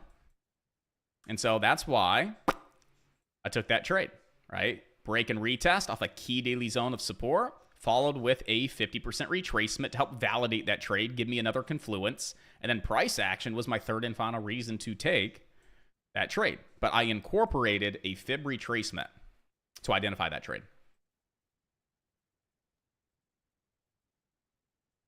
So J-Dub's got a good question. I've got a hard time finding key zones. Do you go off wicks or the body of the candle? Here's my That's your sense. recommendation that I give to everybody. If you're having a hard time finding key zones, I don't think you've gone through the course material to learn how to identify those key zones, because those questions we do answer very thoroughly in all the course material we have around support, resistance, and zoning. And all of those questions are answered, and I think I give you like 5 different examples on how to find zones, like gaps, running off wicks, bodies and wicks. I mean, the whole 9. So it's incorporating all the data points of a candle, right? Because there's 4 data points of a candle. You have a high, a low, an open, and a close. So when I'm finding zones, I'm just trying to find as many touch points.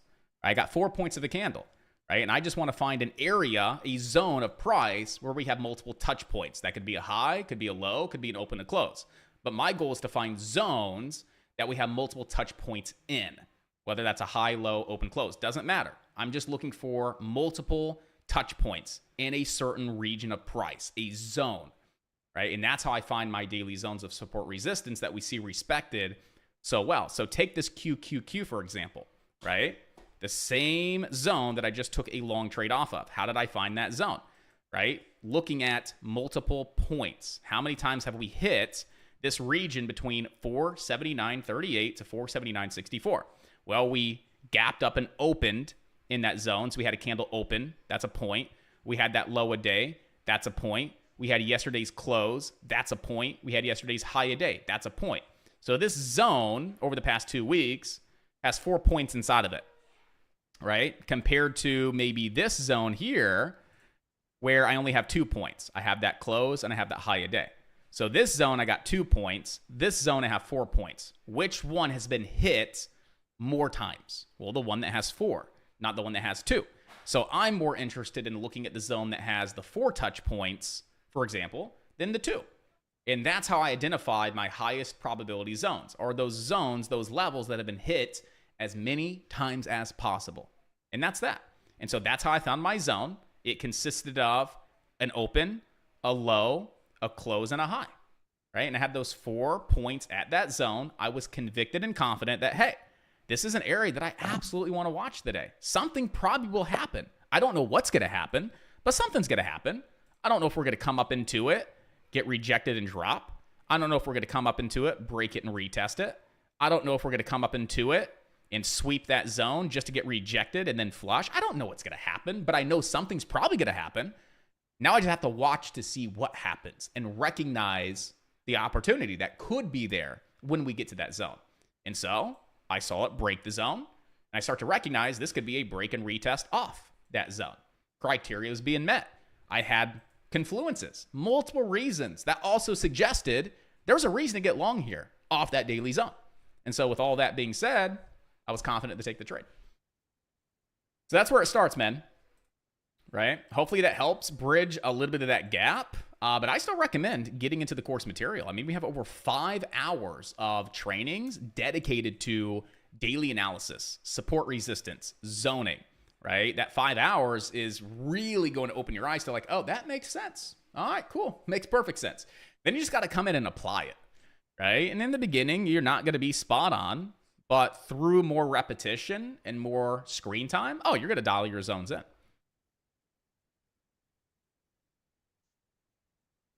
Somebody commented that there's another 50 regional banks getting ready to close. They're doing a And bank stress test after market close today. That's what Like- that is. Okay. 6 o'clock, they're doing a banking stress test. Because I have been calling the banking crisis forever now, and I'm seeing all these bingo board chips just lighten up. And now we're making this big drop on SPY, but it was also a perfect 50% retracement from the pre-market highs there. The other thing to remember, though, as well, I'm not saying it's not going to happen, is banks fail every year. Yeah. It's a common occurrence, especially on the regional banks. And those big it's banks happens- just buy them up and acquire them, don't they? That's typically what happens. There's usually an agreement with it when it comes to FDIC or any type of an insurance. Yeah. Even in big insurance companies, it's understood that the other ones will come in and rescue it and be the white knight. Gotcha. So They haven't been doing that lately. They let like 3,000 of them fail without that. on some of the especially on some of the smaller ones. I mean, the regional banks, which are the smallers, and the smallest, they typically will allow them to go because listen, that's capitalism. Things will boom, things will bust. You let them go, and that was the big argument during the financial crisis: is why are we not letting some of these things just fall? It's just fizzle mental. out. Yep. So, it depends on, and look at some of the sources on people, oh, bank failures. Yeah, they could happen. It could, does it turn into another crisis? No, because I don't think the Fed will allow that to happen like we saw in the financial crisis. Is all of a sudden this huge failure.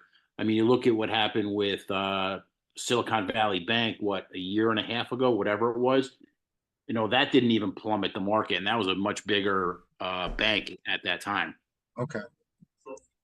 Again, I'm not saying that, just because it just is a common occurrence every single year that banks will fail. I didn't realize it was that common. I keep seeing these things and I'm like, oh, it's getting closer. It's getting closer. Like I'm getting excited. I'm like shopping shorts on JP Morgan and Wells Fargo. Like how far out should I get these, Yeah, you're not going to see the big banks because again, No. they have these stress tests that they now have to fall under and are required to meet minimums on things. So Are they going to report the results of the stress test like publicly later, or is this like? They typically do. You know, I don't know if it's not going to be a big presser, but they do post results when it comes to stress tests, and they've been doing that for a number of years now, for a while now, especially during the financial crisis or post financial crisis. Okay. I appreciate your knowledge and having you here, because normally I got to sit here and Google for like 6 hours and then try and make up my own opinion, and I know I understood half of it. So I genuinely appreciate your insights on it. If it's becoming an issue, it'll be more in the mainstream business media, and people will be talking about it. Your talking heads will talk about it more. So I'm seeing the market chatter start to, drum up. Like, I mean, ask Steve or Corey. Like, I've been saying banking crisis bingo board for the better part of a year now, like for this June, July area. And I'm just now seeing, it floating around in a TikTok. I'm seeing other TikTokers talk about it. I'm seeing it a little bit more in the news. It hasn't hit the talking heads just yet, but it's definitely like brewing. Yeah, because you look at interest rates, okay, banks are okay. They can lend out money now and make money. I mean, you go back 5-6 years ago, even, post financial crisis. I mean, when interest rates were basically zero or flat, they're not making money there. Their spreads are terrible. Now you're starting to bounce back a little bit in terms of them making spread income.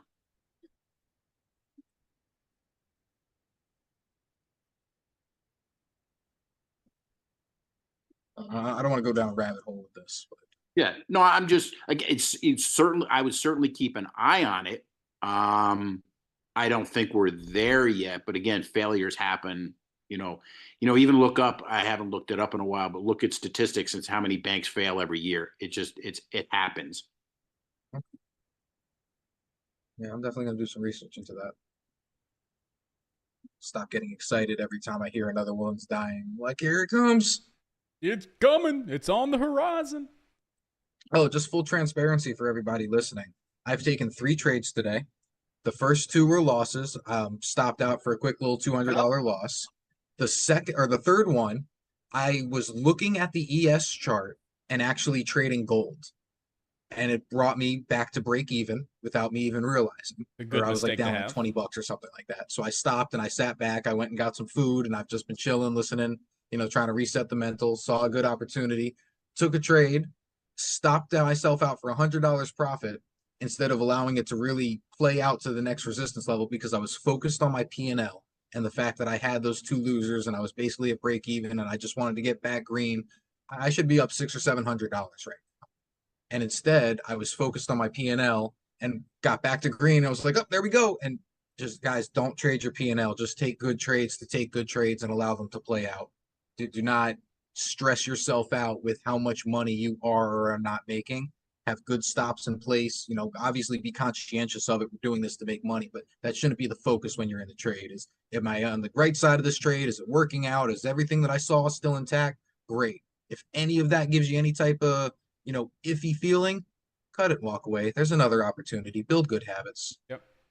And why does he share that with you guys? He's a phenomenal trader. And like I said this a few weeks back, probably one of the best traders in this group, by far, 100%. Why does he share this with you? Because even as a really freaking good, profitable trader, still makes mistakes. Recognizes when he makes a mistake. He's conscious about it. He's able to make good decisions. He's not impulsive. He's not just blindly making mistakes and not taking a moment to reflect upon the mistake to make better decisions moving forward, right? We're human. We make mistakes. He's able to recognize it in the moment and actually process his thoughts and be like, okay, what's my next step? What should I do? Maybe walk away, disconnect, and learn from this in the moment. He shares that with you because, again, he's human. I'm human. We all make mistakes, right? It's just our ability to, learn from that mistake in real time in the moment and make good decisions after that moving forward. And that's that. I also share that with you guys because I didn't used to do this. I used to sit there and trade a little bit more or go, all right, now I'm on point. Let me do this again. And just whatever the mentality is, whether you call it cocky, you call it ego, you call it just lack of discipline. I personally call it greed and being stupid, just to really make sure that when I do get back into those modes, I'm like, no, this is greedy. This is stupid. Walk away. You're not trading anymore. You're gambling. I got a trade for you guys. Blow up accounts. Go ahead. Got a trade. 5-minute fair value gap.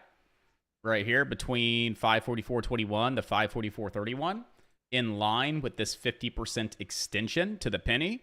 And then the golden pocket based on that extension is right in the middle of that 5-minute fair value gap. And I would have to say this is a pretty valid short, right? This is your first leg down. We were in this nice uptrend. What did we just see take place? We finally cracked below this prior low, made a lower low. This is leg number 1 to the downside. We're looking for a lower high into resistance to get short for what? Leg number 2. Trading with this new trend that is starting to develop from uptrend now to downtrend, right? So we see this potential clear reversal. And all we're looking to do is look to get short on the first lower high we see, right, to capitalize on the next leg down. That's leg number 2, right? Overhead, what resistance do you have? Well, you got that 5-minute fair value gap that lines up beautifully with that 50% extension. So that gives us a high probability level to get short, expecting that we get the second leg to the downside. So ideal entries here on the SPY will be right around like 544.21, like right in the 544.20s. I'm going to put a stop, 20 cents above all that resistance. I think that's plenty because if we wick through and close above that fair value gap, it really invalidates that trade. So, I'm going to go with, right about, I would call it 20 cents of risk, right? Entries right around 544.21 up to 544.30. I'm going to put a 544.41 stop there, right? That's 20 cents of risk. My first target would be a retest of this prior low, but I would honestly expect to see that low taken out and get back down to low a day. But first profit target would have to be that low. That gives you a 3-to-1. Final profit target, low of day, that gives you a 5-to-1 risk reward. So the potential's there. The risk reward is beautiful. First target, second target, there is money to be made, and there's an opportunity with not a lot of risk. But we have to come up to that 50% and wick inside of that fair value gap and see a rejection out of it to get short. It may not set up for us, unfortunately, but it's okay. Just wanted to bring that to your attention because we could see it come up into that 5-minute fair value gap, wick out of it. And like I said, if that's what we see, that would be the opportunity to get short. But right now, I don't really see that happening. If it was going to, it should have happened right here. But we're already starting to roll, so probably won't be able to take that trade. But still worth watching. It really is. Still up against that 50% extension. You still have a bearish fair value gap just sitting right above. So, I mean, it's definitely a zone worth watching if we do, for some reason, get back into it. I'm salty that we rolled early. I really wanted to take it off that hedge pressure and that 50%. Yeah, it came up within like, what, 2 pennies of the 50%, but not quite high enough to hedge pressure. So, yeah. Exactly. I was waiting for just a little bit higher. I had an order filled at hedge pressure and an order, I'm not filled, but an order set at hedge pressure and an order right above hedge pressure just in case it wicked through. And it went almost to the 50 and just rolled. I'm like, are you serious?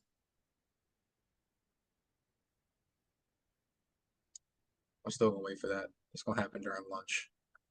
Right when Corey leaves, just send me a text. That's when it happens. Let's throw it back to our bank failure thing real quick, unless you're looking at a trade. No, I just wanted to bring it to your attention, guys. You guys know my plan, entry, stop, target. If you guys see the same thing, want to take it, just wait for price to validate. But there's a potential trade coming up on the SPY. But proceed. So since 2000, there's been 569 bank failures.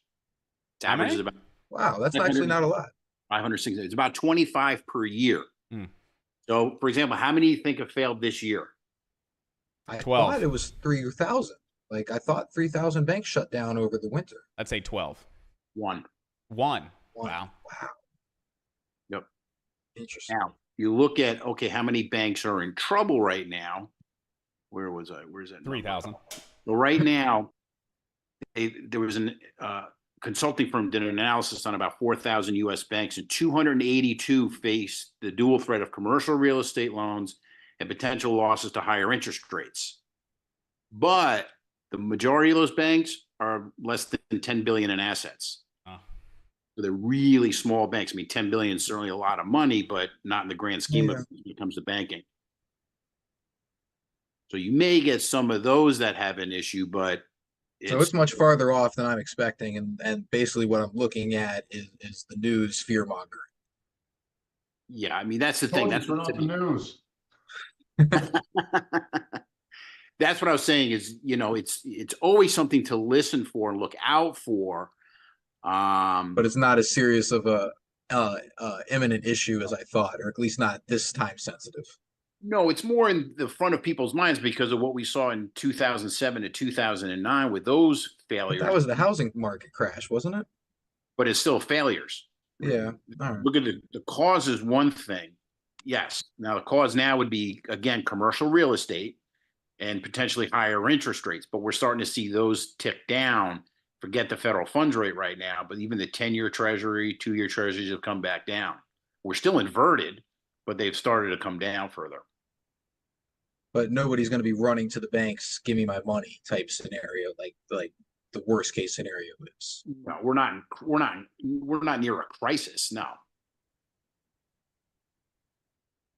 Well, boo. And not boo, but Right. Well, I didn't want to see you sit there searching, that something may not materialize. Again, keep an No, eye. I'll put that energy towards something else. I appreciate that. I've been sitting here, I guess, trying to manifest a banking crisis as I'm starting to really make good, consistent money. I don't want my dollar to be worthless.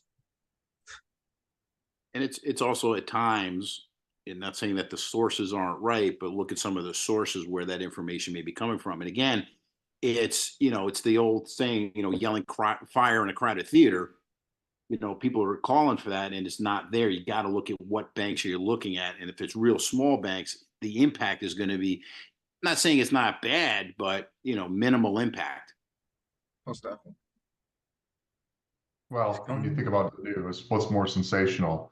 Oh my God, all banks are going to fail. Go get your money now, or everything's fine. Which one are you going to click on? I mean, I'm You going to talk click to the on moon. I'm going to click on the everything's fine because I don't trust anybody who says everything's fine. What are you hiding? You look at the evolution of social media. I mean, you used to be able to you only got your information from TV news at night and newspapers. You had to wait for that stuff. Now you get it instantaneously, and now anybody can come on as a talking head on social media and proclaim to be the guru of everything. So it's like anything else: is take the information. I'm not saying it's right, wrong, or indifferent, but analyze it and back test it to your own knowledge and information that you have. And this isn't for anyone in particular, but just analyze it properly so you can go in. It's like trading. Go in and make an intelligent decision based on all the information that you have available to you, rather than one piece of data. I just start with everybody's lying to me and go figure it out. Not the worst thing. Well, I used to do, because I used to go to conferences and stuff like that. It used to be the thing is you put 50 economists in a room, guess what you're going to get? 50 different 50 opinions, different opinions. My degree is in economics. Yeah. And again, it's not to say that people aren't right. It's also taking bits and pieces of it and putting together and creating your own opinion based on your knowledge, your background, what you know, and other things that are taking place in the marketplace, in the economy, to realize, okay, this is what, that's like, and Josh and I and a number of us had this conversation in January, February. Oh, they're going to cut interest rates 6 times. No, they're not. And you look at all the different data that's out there, knowing that it's just not going to happen based on other pieces and tidbits of information to be able to make a reasonable opinion that that's probably not going to happen. And here's why. Sounds good, but it probably wasn't going to happen.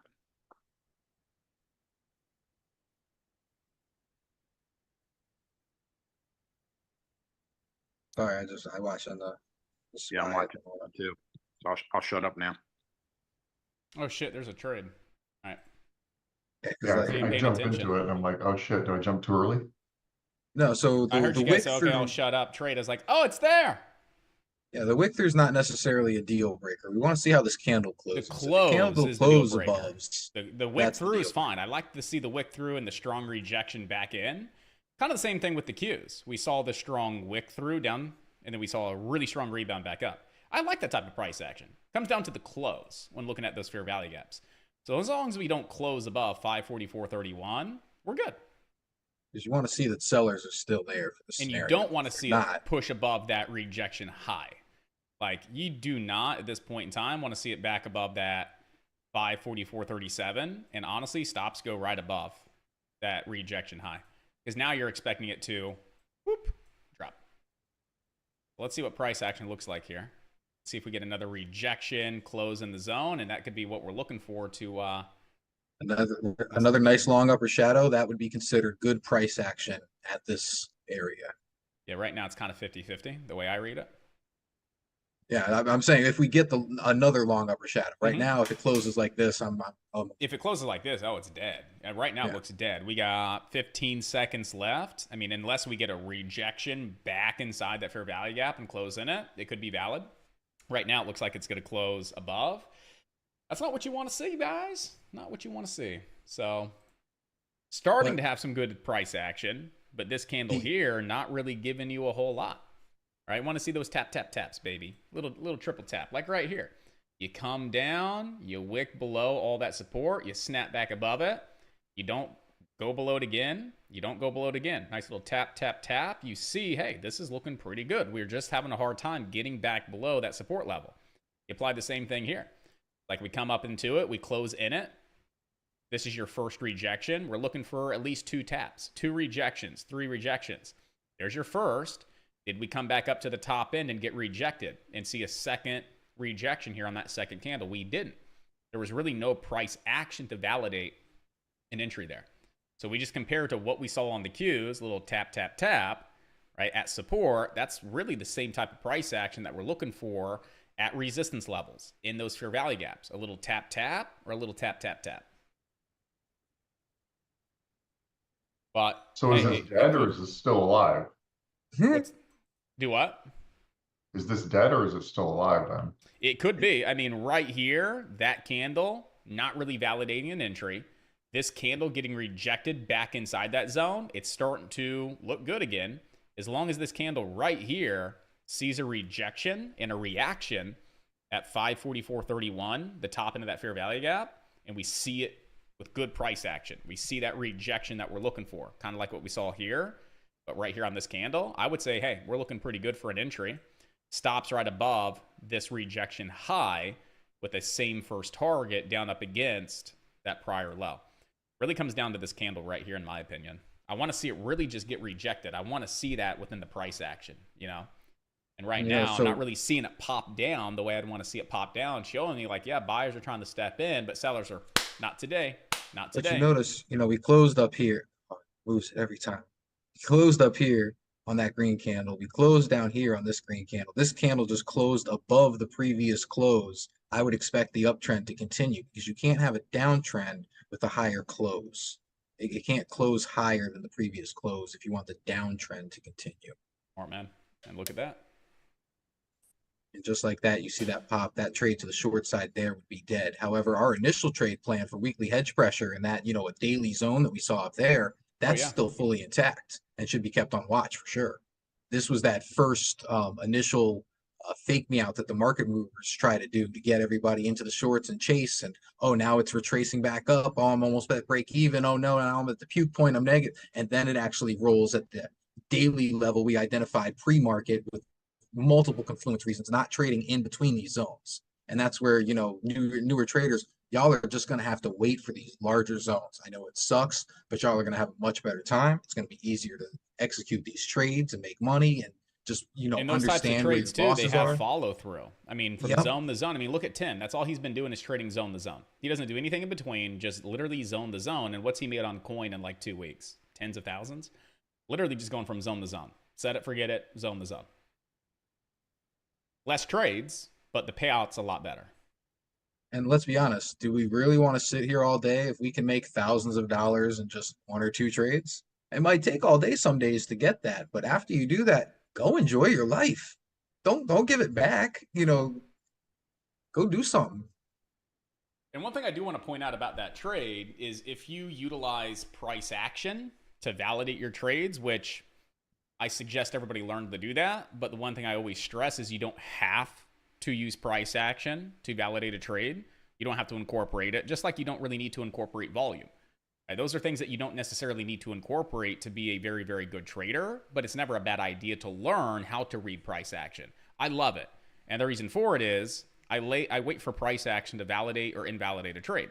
Right? You see that all the time. So on that trade, we never had a reason to take it. Why? Price action didn't validate the trade. Right? We see that first rejection. I need at least 2 rejections. The more, the better. Did we have that second candle have a similar rejection? We didn't. Price action here doesn't validate the trade. We see a strong rejection back down. Okay, could it set up? Sure. I need to still see another rejection. Did we see any kind of similar rejection after that red candle, back down? We didn't. So reading the price action here didn't really help validate the trade to take it in the first place. But then we go look at the cues. And that same trade I took to the long side. Price action is what validated the trade. That candle came all the way down and shot right back up. Next candle opens, comes back down to the bottom of my zone. It stops falling. Next candle opens, comes down to the bottom of my zone and reacts quickly. You see that candle pop. That was good price action off that zone of support that made me confident to pull the trigger. We saw it tap, tap, tap. I jumped in. With the SPY, we didn't see that tap, tap, tap. We saw the tap, we saw it invalidate, saw it get rejected again, but then we didn't see those other rejection points we were looking for. So that's why I like price action to help me identify good valid trades, or hey, maybe it's not really valid. I'm just not really seeing the type of action I would expect to see. And I can really just talk myself out of taking a maybe subpar trade that truly isn't a high probability setup for me to be taking. Real quick before we get to Chuckerhead's question, I absolutely love price action. It's one of the foundations for me trading. Like I identify, key areas of supply and demand on the daily and the weekly and stuff, but intraday trading between these zones, price action is all that I utilize. Much like Matt only uses a trend line. As soon as I catch a higher low break to a lower high or a lower high break to a higher low, I know that's a little bit more advanced for some of you more newer traders, but that's all you need. To get in and out for quick scalps, for quick, base hits, not obviously follow through and big long trades. But I absolutely love price action. That's like a cornerstone of my trading. Same, 100%. But I always like to stress, in the beginning, it's not like priority for a brand new trader, because it's like, we have traders that literally trade just off zones that don't look at price action and they crush it. And price action is one of the more challenging things to learn. It takes the most amount of time and it just requires a lot of screen time. So in the beginning, you're not really too focused on price action, but you're still looking at how stocks move to get a sense of price action. And then, yes, you can incorporate it, but the only real way to really, truly know and understand price action is to get in your screen time. And it just takes a lot of time. It took me most certainly does. And I'm not trying to diminish that at all. It definitely takes a lot of time. It's just once you guys really learn how to read the candlesticks and understand what it's actually telling you, it can't be manipulated. There's no lagging indicators. There's nothing you can see. Are we uptrending? Are we downtrending? Follow along, just like you're reading a book. And right now, these candlesticks might look very, very foreign to a lot of you. It takes screen time. It's taken me years and years of questioning and finding and back testing to really actually, gain a handle on that. There's so many other things that are easier to learn that you can implement, but the main key thing is wait for your larger zones and build your trade plans and confluences around those larger zones. Those key areas that you've identified pre-market. Don't switch it up in the beginning, in the middle of the day. Oh, it's moving, it's up 10%, it's running, it's down. Don't stress yourself. You want it to move to the levels that you identified so you have the opportunity to take a trade. Don't freak out when you just see it moving and there it goes. It's like, wait, just wait. Just be patient and wait. But go ahead, Ed. I know you got your hand up.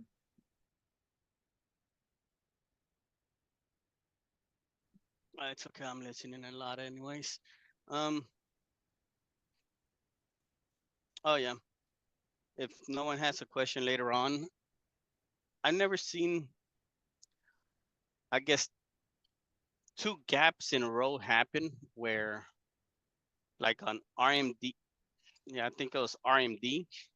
I think I saw it yesterday or 2 days ago where I'm like, what? Another gap? So have you ever seen that, Josh? All the time. And if so, can you just explain that? Because I mean, I've seen a gap and then it comes we're trying to come down to fill it, or you see candles coming down or up to at least touch that gap. But It's on an RMD, imbalance. there was a gap, and then out of nowhere, boom, another gap. So you got like Are you two talking huge gaps RMD? just right Are you talking like Yes, sir. RMD where you have this initial gap and then another gap inside a gap?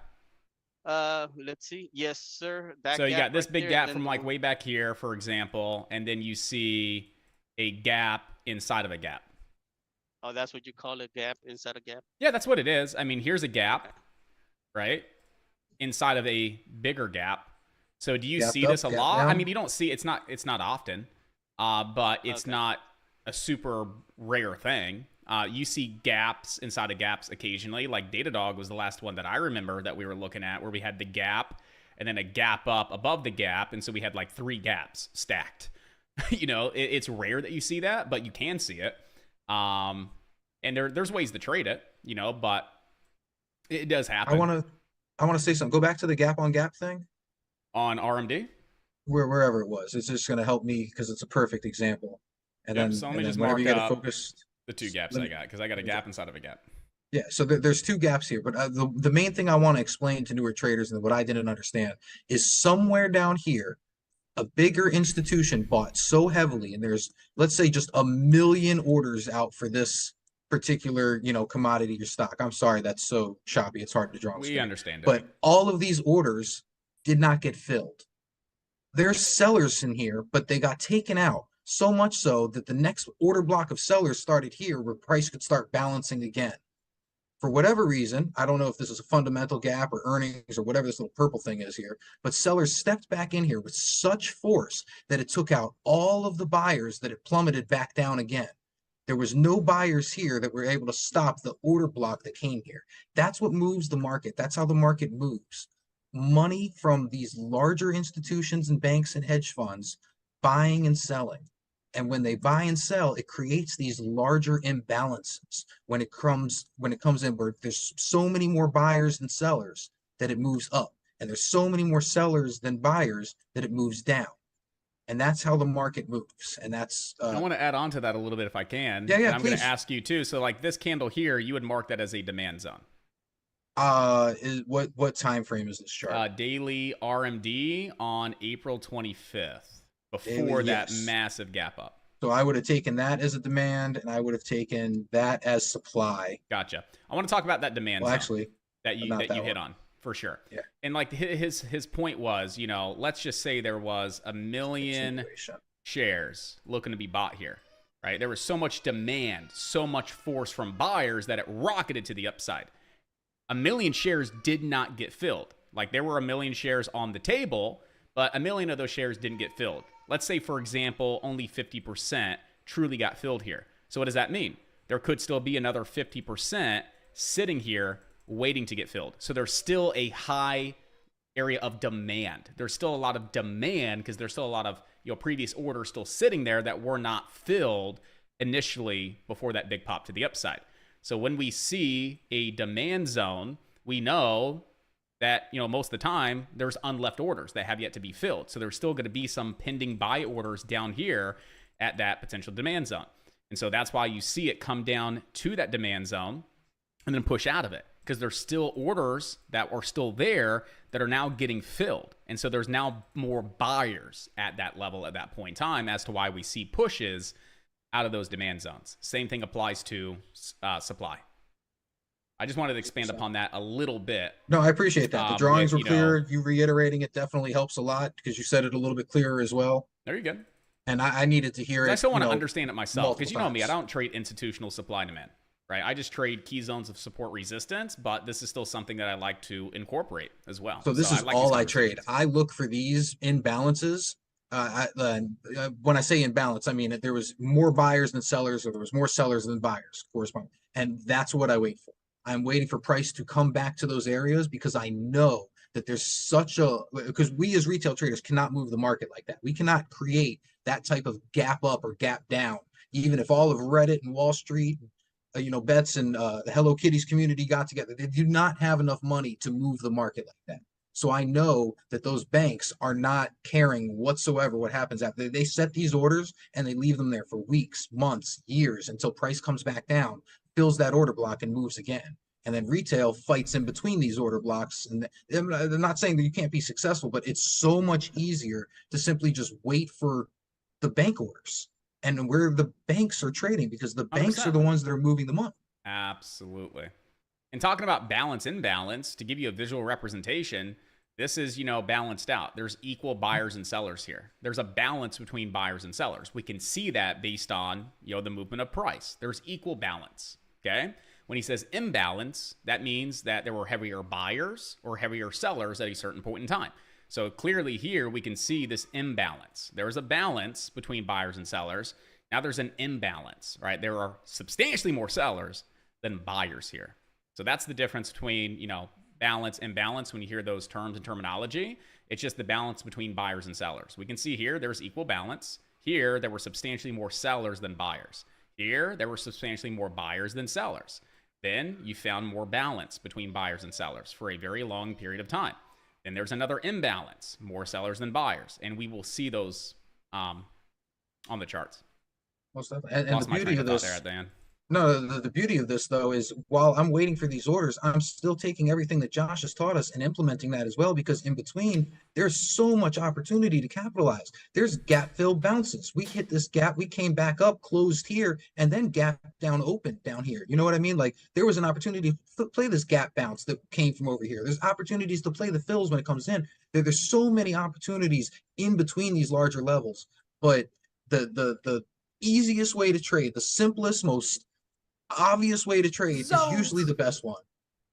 Zones. That's Zones. it. Zones. And then build your Zones. trade plans from there. If you like Support, it to be resistance, full moon, supply, if you like demand. EMA, Zones. support, resistance, whatever it is, wait for those larger zones and then for your confirmation and confluences. And then when you get really good and really consistent trading off zones and you're making some cash and you're like, man, I'm confident, I got the skill set, on to the next step. It's like, all right, let's start trading in between zones. You have the ability to do so now, right? You built the good habits, you're disciplined, you're patient, you have the skill set, you're making money, you're confident. It's like, okay, now we can start to identify opportunities in between zones, different strategies, different setups. We can take advantage of those. But in the beginning, if you're just trading everything that's moving, like you're not going to find the consistency you want to find. So in the beginning, it's a slower process to get up and running to profitability, but it's the right process. And once you're there, your foundation's strong and you can build on top of it. And you'll be thankful in the next 2 or 3 months that you went through the process this way to get to that point of profitability, keeping your trading super simple but really effective, building a really strong foundation that you can build on top of and continue to advance as a trader. But again, we shouldn't be just trading intraday zones and price action levels and trend lines. It's just not the most efficient way to trade as a new trader, as someone that's trying to establish that consistency. Because that was me for 3 years. I was all over the place, dude. Zones, what's a zone? I'm like pre-market, downtrends, pre-market this, intraday, double bottom BS. I was all over the place. And I was not consistent. I was not profitable at all. I have brought that up because usually I've always seen just the candles trying to touch that gap fill or gap fill bounce or gap fill rejection. But this time it was just a gap, and then I'm like, hold on, another gap? What just happened here? Gaps inside a gap. I mean, yeah, it's not a super common thing. It's not like you see gaps inside of gaps all the time, but you can. RMD was an example, right, where you had a gap and a gap, and that happens. Datadog was another example from a couple of weeks ago where we had a gap inside of a gap, right? So, I mean, it happens. It's just not super common. I'm going to have to look at Datadog then, just so I can... Yeah, Datadog was something I've been analyzing for a while, but we had this first initial gap that I was looking to see if we would set up. And so that day, we gapped above the gap. So literally, we had a gap and a same gap at the same price. We gapped the gap. Gaps on gaps. Again, it happens, but it just validates the trade even more because now, not only am I looking to get long at the lower end of this gap for a gap fill bounce, I also still have this gap to get filled. So I got 2 gaps at the same price. That's a freaking strong level of support. That's why I've been on Datadog for the past week and a half. Well, so we could be looking for something similar on ResMed? On what? Or we could look at something similar on RMD. So gap into gap, does the top end of this gap match the top end of this gap? I mean, they're pretty close in price. They're within $1.70. So if you look at the top end of this gap, it's at $200. You look at the top end of this gap, it's at 201, like 76. So I mean, the top end of this gap is pretty close to the top end of this gap. So you have about $1.70 window of resistance being the top end of the gap.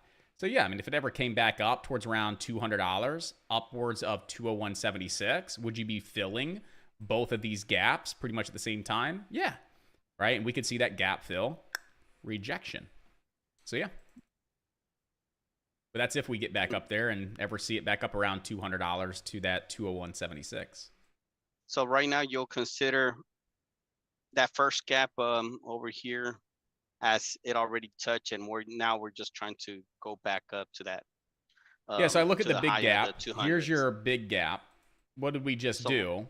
We came down came and down. filled this big gap. What can we see when we fill a gap? We could see a gap fill bounce. So we could bounce. Where to? Okay. Back up to the top end of this big gap, which is also pretty close to the top end of this more recent gap.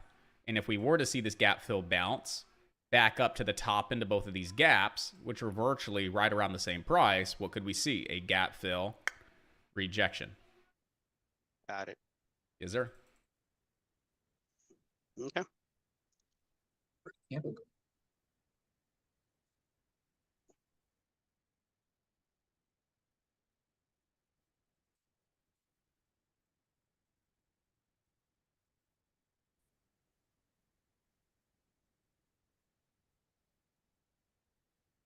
Whew. All right, so 11:08. I'm gonna pick your guys' brain. Let's do this first. Anything top of mind? Open the mic. Get me involved. Let's jam on something that you need help with. Right? Any questions you guys have? Any trades you've taken that you want me to review unbiasedly? You know, pick it apart. See how we can make some improvements. Open the mic. Get me involved. Let's freaking jam. Okay? If no one has anything, I'm gonna start picking on you guys, and I got some questions for you.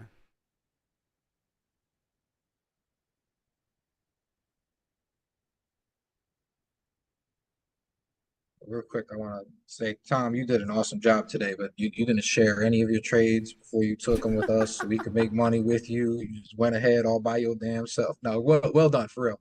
And then That's awesome, man. Logan commented as well. He made 275 on ES, missed out on 500 because he didn't let his trade play out. I'm assuming because he was focused on the P&L. Guys, let your trade play out. Really trust yourselves pre-trade. Don't trade your P&L. I cannot stress that enough. The only trade I didn't talk about was Nvidia because I took it late yesterday and I went on the October calls. Except I just didn't like the price action today. It was bouncing around, so that's why I just got out of it with a small profit, looking to re-enter. So I wouldn't, as Josh would say, I wouldn't put my stamp of approval on that trade for anybody. As I would say, yes. There's a lot of trades that I take that I'm like, this is not for the faint of heart. I am not putting my name behind it. I'm going to take it. I'm going to tell you guys I'm taking it. If you're experienced, you want to take it, go for it. But I ain't breaking that sucker down. Yeah. Nobody was around I yesterday. saw what I liked. Because someone's going to be like, oh, Josh is getting into a trade. I want to take it with him. I'm like, no, this is a very risky trade. I am not giving it my stamp of approval. Not going to happen. I will not be held liable for your losses. Spy might be coming down to this lower zone. Yeah, I got to trail my stop on that. I'm going to put it over Are the you sure? last 5-minute candle high here and see if we flush through low a day. And then I'll just trail my stop down to that low a day threshold.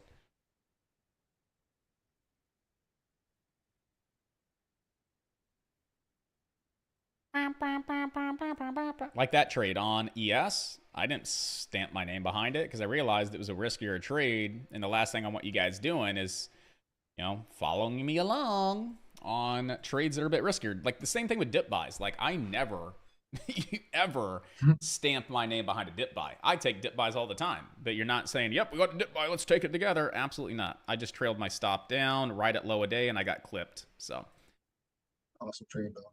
yeah, it was a quick one.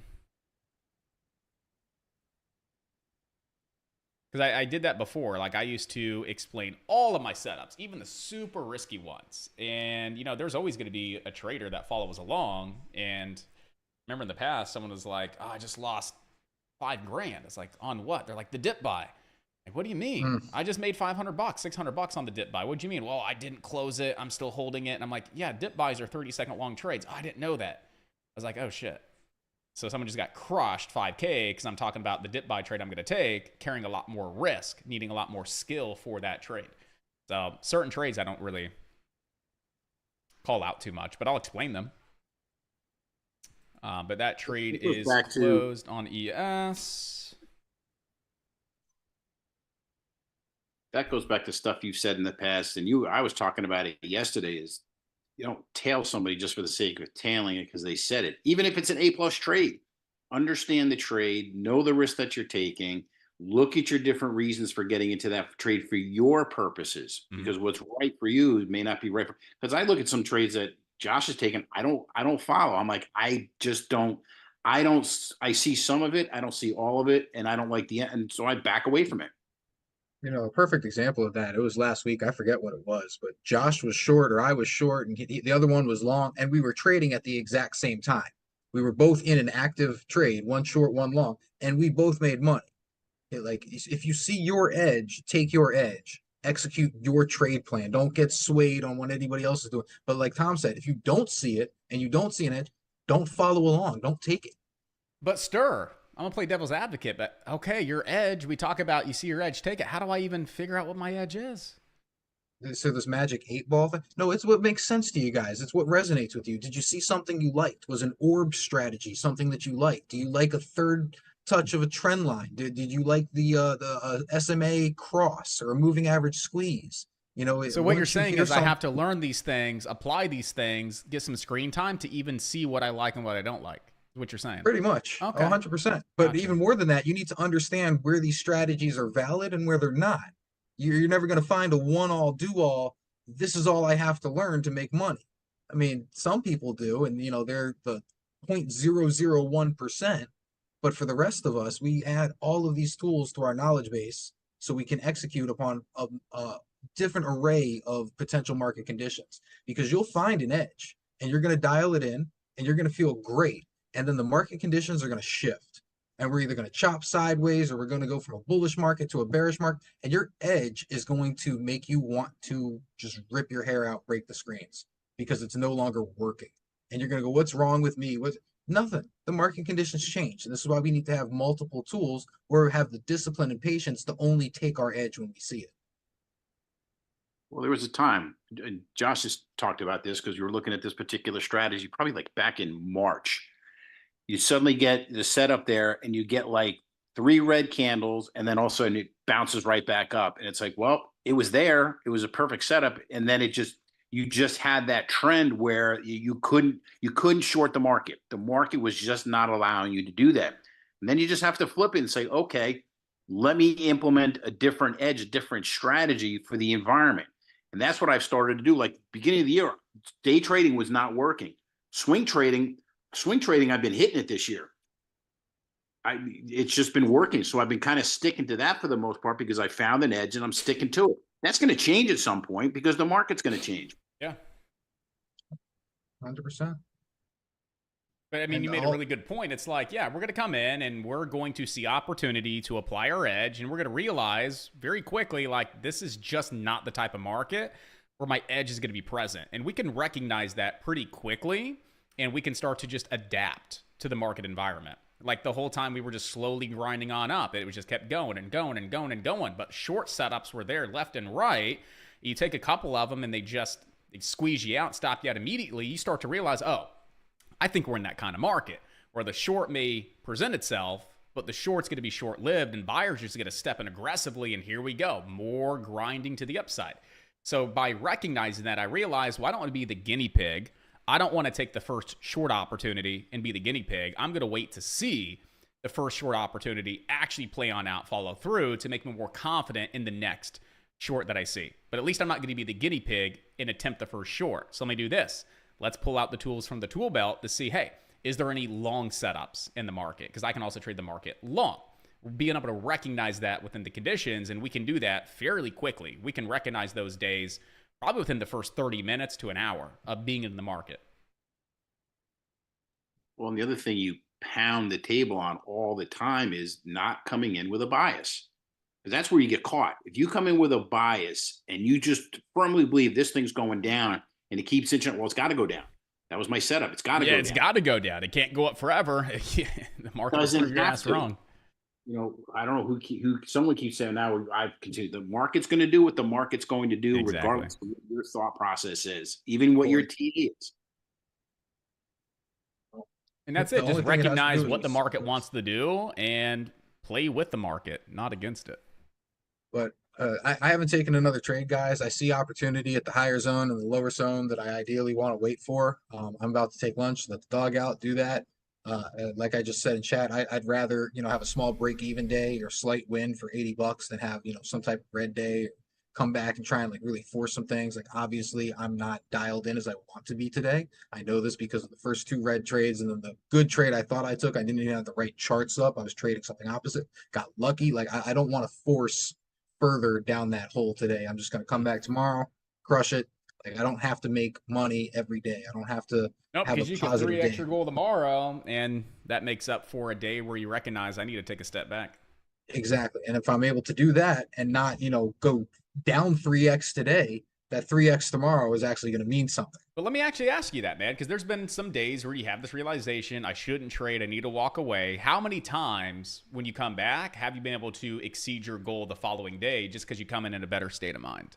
Well, not even the following day. And yesterday was a perfect example. I was up $200 or $300. I wasn't really dialed in. I decided I'm going to walk away just like today. I was listening in. I heard somebody call out in the chat, and then you confirmed it was back at weekly hedge pressure, which was a zone I remembered from earlier I was waiting for all freaking day. I came back in. I already saw the confirmation that I needed. I entered the short, and I made an additional $400 or $500. Like I brought it up to $800 for the day. Which is almost You 2 know, extra just- daily goal. Exactly. I mean, walking away when you are not dialed in or you don't feel the pulse of the market, for lack of better words, is key. Because the problem is if you sit there and stare at it long enough, you're going to see a trade. And it's not going to be a great trade. You're sitting there zooming into the 1 minute time frame, creating 1 minute zones. It's You're like, you can yeah, go down a baby. very Let's get big short rabbit off hole. this downtrend right here. Yeah, that's going to be Yeah, it. like, shit it- like it's- that. Exactly. And I mean, you can draw downtrends anywhere. And there's so many things to use Oh, yeah. wrong and Yeah, I'm going to get misunderstand. long off this uptrend here. That I actually wouldn't mind. Oh, come on. That didn't help. But just stick to your edge. When you don't see your edge, don't think that you're missing out or you're not seeing things right or you forgot how to trade. That's something I came into the market a few times and I'm just like, man, I don't see my edge present. What am I doing wrong? I'm not walking away because I don't see my edge present. That's what I did wrong. And instead I tried to force my edge on this, little section or that little piece, or, oh, I can see this opportunity. And no, when you're not finger on the pulse of the market, you shouldn't be trading. Hey, Star, I want to add one more thing. We were talking about the banks because they are releasing stress test results. The stress test is pretty severe what they're doing. So they're looking at unemployment rises to 10%, which obviously we're nowhere near there. Increased market volatility with corporate and bond spreads, 36% decline in housing prices, and a 40% decline in commercial real estate. What you might hear today is that when they run into these different stress tests and based on the results, the Fed may change the capital requirements and the reserve requirements that banks need to have in order to continue to do business. Like liquid paper? What's that? Like liquid paper cash? They have to have this set aside, reserves. They have to have it as in reserve in case these type of scenarios happen and it significantly impacts the bank itself in terms of liquidity. Okay. So what that will do is it will cause those that are publicly traded that may have to cut dividends and stop stock buybacks. So the information coming out today could have an impact on bank stocks because of that, based on the results. So they may change reserve requirements and things like that. So has nothing to do with bank failures, but that's what can happen. That's all the FDIC regulations and such, right? Well, yeah, but it's also the Fed does that too. It's FDIC. FDIC is they have their own separate list of rules that are required. This is something completely different because the bank had to come in. The federal government had to come in and rescue some of these banks that failed back in 2007, 8, and 9. Now they're trying to make sure that that doesn't happen again. So they have requirements that they must meet. So that's the Treasury comes in and the Fed comes in and says, this is what you need to do. We'll find that out today. You may not see that. If they pass these tests, then they don't have to do anything. So they're basically just saying this is where the bar is going to be if you want to function as a bank with us. Right. So today, some of the things I listed, I'm sure there's more. If they don't meet those requirements, then they've got to bump up their reserves in order that if this happens, you need to protect yourself. You need to protect your depositors and you need to protect, the Treasury.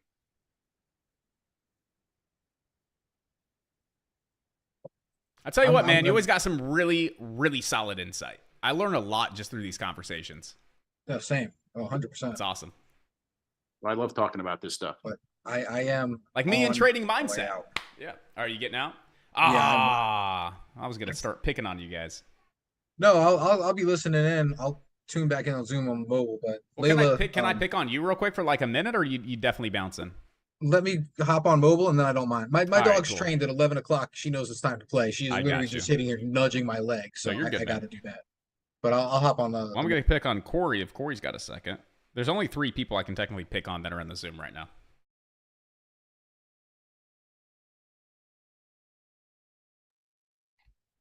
You can pick on me for like 5 minutes. Oh yeah, I just need 2. Just two. No, I'm curious. I'm getting connected with all you guys and just asking. It's like, all right, you've been in the program for 6 months, a year, 2 years, whatever the case is. You've been here for a while. Some traders like Anthony, he's been here for 6 months, but he's consistent, he's profitable. So I'm really talking to all the traders that have gotten to the point of consistency, profitability, and now they recognize all the things that really contribute toward their success. Like they recognize those top 3 things that really contribute toward their success. But maybe they didn't really get those things or receive those things like day one when they first came in. And if they would have gotten those things day one, they could have possibly shortened the learning curve even more and gotten to profitability maybe a lot sooner by having recognized those top 2 to 3 things day one versus say like 6 months later, a year later, whatever the case is. So if anybody has those top 2 to 3 things top of mind, like, man, if I would have known these 3 things like day one, I feel like I could have became consistently profitable in like half the time. What would those things be? Corey got a Lambo when he signed up. You got a Lambo? He sure did. Yeah, Lambos are always nice. Yeah, I was thinking Lambo for sure. I think I posted something. I don't remember exactly what I posted on when you asked that like a week ago. It's I thought it was all like the TA. Like I got to learn the patterns. I got to learn what the candles mean. I got to learn all these different things. And it's like you do, but that's not where it's won and lost. Like where the money is won and lost is the having a plan and the risk assessment. And I say that a lot on some like the Friday calls and stuff. Like you can't ever win the market. Like you're not going to win all the money in Wall Street. It can't be done. Don't tell me what to do. Don't tell me what to do. All we're going to do here is survive until one of 2 things happens. Until you realize that, okay, I can't do this. I'm going to quit. And then you're done trading because you either A, ran out of money, or B, you just don't like it and you quit and you go on to something else. Or you are going to prolong losing long enough to where you make money for the next 20 years and you set yourself up for retirement. But even then, you still have to quit. Like you're not going to beat the market and the market's not going to tap itself out. So it's a matter of becoming a good loser and taking a small loss even when you don't want to versus taking a big one. Because if you take a giant one, now your account is ruined and you can't do anything. So it's that side of it and the mental aspect of having risk management and having a plan and saying, okay, I'm okay losing $100 to see if this works. Like, are you okay losing $100? Because if you're not, don't be in that. And that took a while. And sometimes I still struggle. That's very Thanks, man. key. No, I like that. That's really detailed. That's a lot of good stuff for sure. Just I having wrote that, you like a forced book. down your throat day one. That'd be good. I literally wrote you like a book when you put up that post. I read those, so I will say I read those, but I wanted to hear it come from you because sometimes reading it versus hearing it come from your mouth, I take it differently. You know what I mean? It just like I it's articulated differently when I actually hear you guys say it. So that's why I was picking your guys' brains. I'm gonna read what I wrote. It's a hard thing to articulate, step one to, whatever for success. Step one is just absorb everything that you can see. Step two is write down things that interest you, that you heard, that, resonate with your brain, etc. And just basically build up a overall knowledge base. Step three, paper account. I didn't realize paper accounts were a thing when I started. I was, risking real money trying to gain actual experience. I didn't know I could do it with fake money, like play chips with poker. And step four, just ask questions about everything. And then step five is literally repeat that process until you have an edge dialed up. And I know it's like, well, what's my edge? So on. You're going to hear things as you absorb this knowledge that resonate with you more than others. I don't use what is it? EMA. I'm sorry, VWAP. I use an EMA. I don't use a VWAP. Corey used VWAP. Josh used VWAP in the very beginning. I didn't want to add another indicator at the time. Is it a respectable indicator that a lot of traders use? Most certainly. Is it a valid indicator? Most definitely. Can it be used? Of course. But it wasn't resonating with me. So I looked at it, understood how it worked, saw it was, how it was calculated, and then moved on to something else. And I just continuously did that. Alan came in at one point and he recommended this. I don't even remember what the indicator was called. And I liked it for like a day or two. I saw the potential and then realized, I don't want anything to do with this indicator. It's giving me false confirmations and I don't want to, risk my money. And I continuously refined TA and kept dialing in things until I got my edge. So it's going to take some time, but you will get your edge. Aside from that, eventually once you do that, you're logging your trades, you've got your edge dialed in. You just need to breathe and wait for the zones like we talked about today. I continuously tried to trade in between zones. I continuously tried to force things because I learned a new strategy. I was trying to be clever. I knew better. None of those things could be further from the truth. Like when you're an actual successful trader who makes money, you're calm, it's disciplined, you're more or less bored when the market happens. Like you're excited, you like making money, but that's not why you're doing it. You're just taking good trades to take good trades. The money's a byproduct of that. But I went down so many different rabbit holes of this strategy and that trader and this methodology and that, and trying to understand something new. And now that I'm where I'm at now, looking at all of that, the main things that I wish I would have learned is to wait for the larger zones, is to continue absorbing things until I actually had an edge that I felt confident in, to paper trade and back test and be disciplined and write these things down. So when it did come time to actually trade real money, I'm just going to start making real money. I started making money. I'm bringing myself out of debt, basically. I'm profitable now, but I built myself a hole by not doing what I should have done in the beginning. It's all about just brick by brick, step by step, just absorb everything you can, ask questions about everything you can, the things that you like that click with your brain, because we all have different brains, different methodologies. We all identify with the market differently. But just like I talked about earlier, me and Josh trading. He was long, I was short at the exact same time. We both left the trade with money, good money. It's you just really got to be patient until something clicks with you. 100%, man. No, it's good stuff. Yeah, because I've been thinking a lot about that too. It's like, yeah, I mean, most of everybody, not everybody, but most everybody that comes into the program, they come out profitable within that 90-day window. It's like, wow, that's impressive. Could you shorten it even more? Not saying like I want to shorten it, but I'm like, could we? Like, what did Anthony pick up, that final month? That was like, oh, this was night and day difference. This is what really took me from, where I was at to consistently profitable. That one or two, three things. It's like, man, I recognize these things, say like 3 months in. I wish I would have realized these things or known these things, say like the first week, because probably I could have been profitable in say 30 days, 45 days, as an example, right? Really just trying to see like, what are some things that are not really discussed in the very beginning with new traders that should be, that's been a really big impact for others to really help them become successful, to see if we can help shorten the learning curve even more, is where my head is with it. Holding yourself accountable to actually paper trading and building good habits. It's the main thing I wish I knew in the beginning is it's not about the money. It's not about making money. It is about building good habits so you know how to enter and you know how to exit. Yeah, and that's why we all do this. That's why we all came here. We know the potential of the money. but the potential of the money goes both ways. And if you don't do it right, you get to see that negative side. But if the focus isn't the money, if the focus is this is a good entry, I know the price action is going to continue to probably this zone that I identified, and then it's going to reject and it's going to come back to this zone that I identified, or bounce here and there. You're identifying opportunities to get in and out. And you need to be able to execute on those opportunities. You're not trying to make money. You get caught up in the P&L. You need to build good habits. That's the whole point of the discipline. That's the whole point of the checking in, the mentality, all of that. You need to build those good small habits. So subconsciously, when the opportunity strikes, you're on autopilot and able to execute. Not emotional, not gambling, not what is going to happen. Where should I be? Where should I put my stops? How much money am I going to make? You know all of that based on the trade plans that you set up. And most of the time, pre-market, you know where you're entering, you know where you're exiting. You know how much you're prepared to risk if you do it right. If you half-ass it, if you try and hop in, oh, I know better, or I learned a new strategy, I can do it this way. And yeah, it might work a time or two. Yeah, a light bulb might have gone off, but the reality is the habits that you're building by doing that are undermining all of the groundwork and foundation you built to continuously do the successful long term.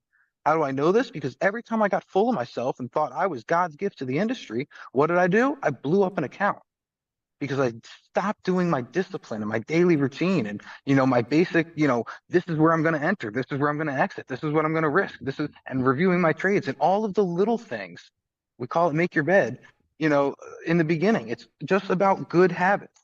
It's not about making money. It's not about being able to identify a new strategy or a trade or this or that. It's simply what's the next good habit that I can build, and let me continuously build on that until you just have a foundation where you're just a phenomenal trader. Mm-hmm. I love it, dude.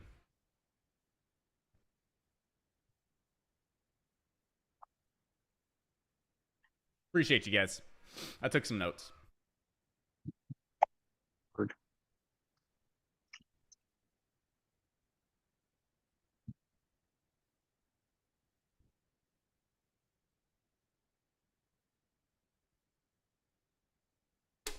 Trying to see your screen. Yeah, because for me, it's like if I would have realized, the top three things for me would have been, your ego and pride may get in the way. Oh, for sure. Oh, 100%. The ego and pride will probably get in the way. And you got to be able to recognize that and be able to set the ego and the pride aside, because it's like you will lose. You can't be right 100% of the time. Trading is just a game of probabilities. And so you have to be okay with losing and accept that ahead of time that you will lose, but you can still be extremely profitable at the end of the day, even being a loser. So learn how to be a good loser and learn how to set the ego aside and not be too prideful. Like you have Zach's to a read 100% perfect of the example time. of that. He had a whole month of nothing but red, but each trade was a good trade with a good stop. And the next month, what did he do? Went profitable and then some. And then rolled it into the next month, and then rolled it into the next exactly. month. Yep. All about good discipline, managing those losses. Don't worry about making money. Worry about making sure you are taking the least amount of risk possible. If you say you're going to risk something for this trade, that's the bet you're going to place. Whatever it is, this is how much you're prepared to lose. Yeah. You need to hold yourself to that. That was the other thing for me too, was realizing that trading isn't about money, right? That money is simply a byproduct of good trading. And so I was always trading for money. Oh, I want to make money. And I would always lose. When I started trading for the trades and trading because the setup was amazing and I wanted to brag about how good that setup was, that's when the money started to come in. I'm not bragging about how much money I make. I brag about, oh, that was a damn good trade. I'm skilled, right? That's typically what I post knowing too. that money's a byproduct of just being a really good trader. So focus on being a really good skilled trader and the money will follow. That was another huge realization I wish I would have known in the very beginning. Like I'm not trying to post up, look how much money I make. If you guys look at the types of trades that I'm actually posting up, the entries on those are like almost the tippy top reversals and so on. That's what I'm bragging about, because now everything after that, I'm taking no heat on the trade. I'm basically, break even from entry as far as, it's called value at risk, VAR. But the potential heat that trade is going to take would stop me out at a minus $150 loss. And I've got a 10-to-1 type of risk to reward profit target. It just, what am I trying to say? I lost my train of thought, right in the middle of that. It happens to the best of us, man. Happens to me all the time. Layla, come on. It'll come back Watching to my you. dog. I'm trying to get inside. Are you good? Being able to brag about the best entry points and taking the least amount of risk is what really matters. Oh yeah. And the more you can do that, drop that. I'm not bringing that nasty boy. Because when I post up profits, it's not to like brag about how much I made. It's really like, you know, we had some of the best trades and some of the best setups today, and that resulted in a nice profitable day. It's about the setups. It's about the trades that I get the most excited about. The money, yeah, it's cool. It's going to come. I know that. But I get excited about just the amazing trades that we see that we take, and we're like, man, that was a great one. We are freaking amazing at what we do. And then we look down and we're like, oh, we made some money too in the meantime. Cool. I can spend it. And we set these trades up. That's the best feeling, man. It's when you see a trade setting up, you analyze it, you build your plan like a pro, you wait for it to come to you, it validates, you take it, it works, you feel real good. Even when you take those trades and they don't work and you manage your risk, you still feel really damn good. Like, that's the best feeling, is like when you execute flawlessly, regardless of the outcome, it just feels good. But these are trade plans we set up, you know, hours before the market opened. You know what I mean? Like, knowing that we have the ability to identify these key areas before there's any type of transactions happening in the market.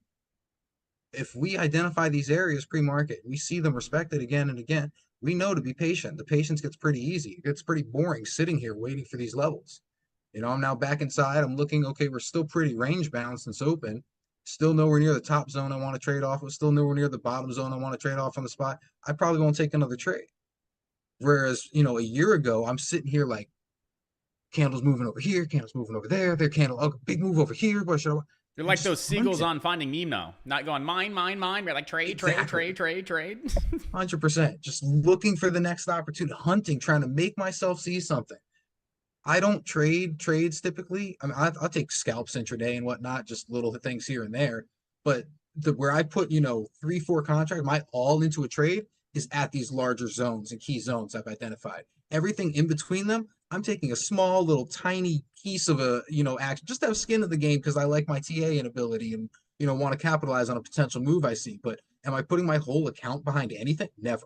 You know, 3% of your total account, I think, is the standard.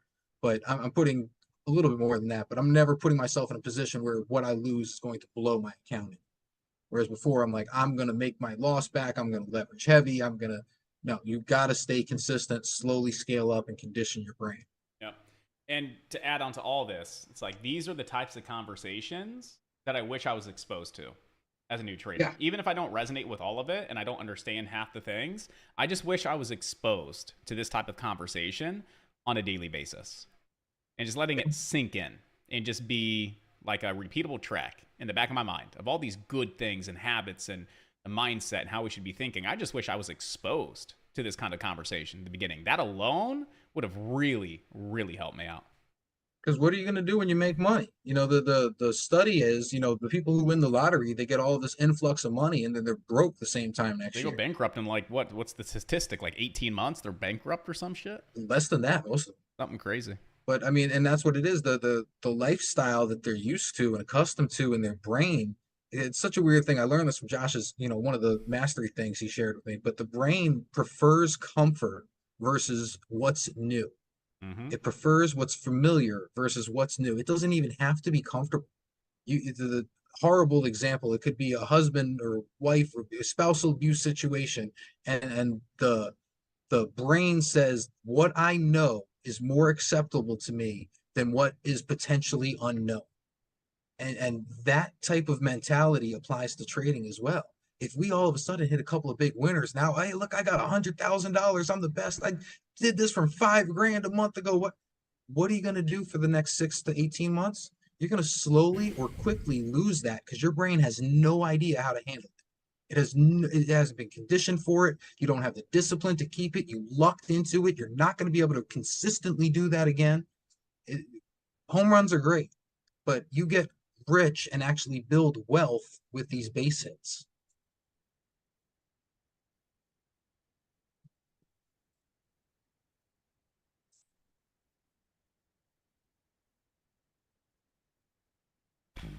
Anybody have anything they want to discuss? I mean, there was a lot of little golden nuggets there. Just dropped. I call those value bombs. So yeah, I mean, anything that resonates with you, anything you want to continue to talk about, let's keep going, guys. I mean, these are really good conversations that we can all, really engage with.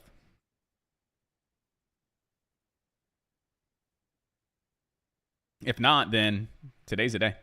We had one good trade on the Qs. I had a couple scalps over on the futures account, and that was about it. So from a day of not trading anything yesterday, like I didn't have a single trade, to today, I have doubled my ideal daily goal, which makes up for the no trading of yesterday. So I'm still on pace for a pretty good week. Oh, yeah.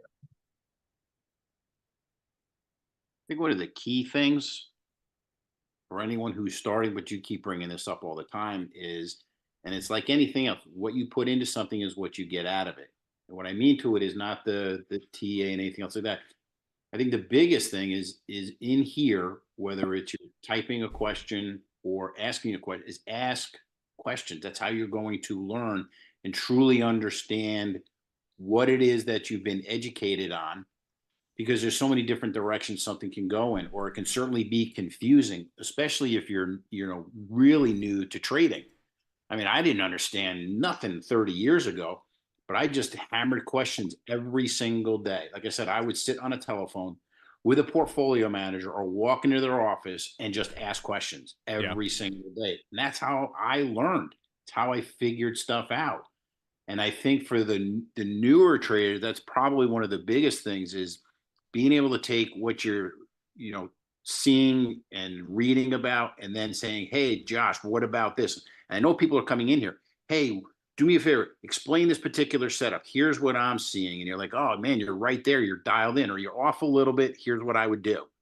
Because you remember 80% of what you see and 20% of what you hear. Yep. And if you can kind of put the two together, sitting on the computer, listening to what people say and getting engaged in a conversation, when you do all that, you're really going to come out of it way ahead of the game. And I don't think in terms of the program's great. 100% it's great. I don't know if there's anything that, there's probably some things that would help speed up the process, but I think that's the biggest thing that could help speed up someone's learning curve, is getting in, is getting engaged, fully engaged. I stress that so much all the time. Is like the number one thing is like, that's going to be what accelerates. Like you're learning. It's like just getting engaged and having conversations. Like I wish you guys could see where I was a year ago or 2 years ago, even with this community, to where I'm at now, and just the types of questions I was asking. I've had, when I joined here, I didn't know what a trend line was. I didn't know, SMA versus EMA. I had a blue line and a pink line that somebody else told me I should probably use. You know what I mean? Like, and I just, the reason I attribute my success today is because of the members of this community and what he's put together, and just being able to ask relentless questions all day and night out to these members. Like it has moved exponentially my learning curve.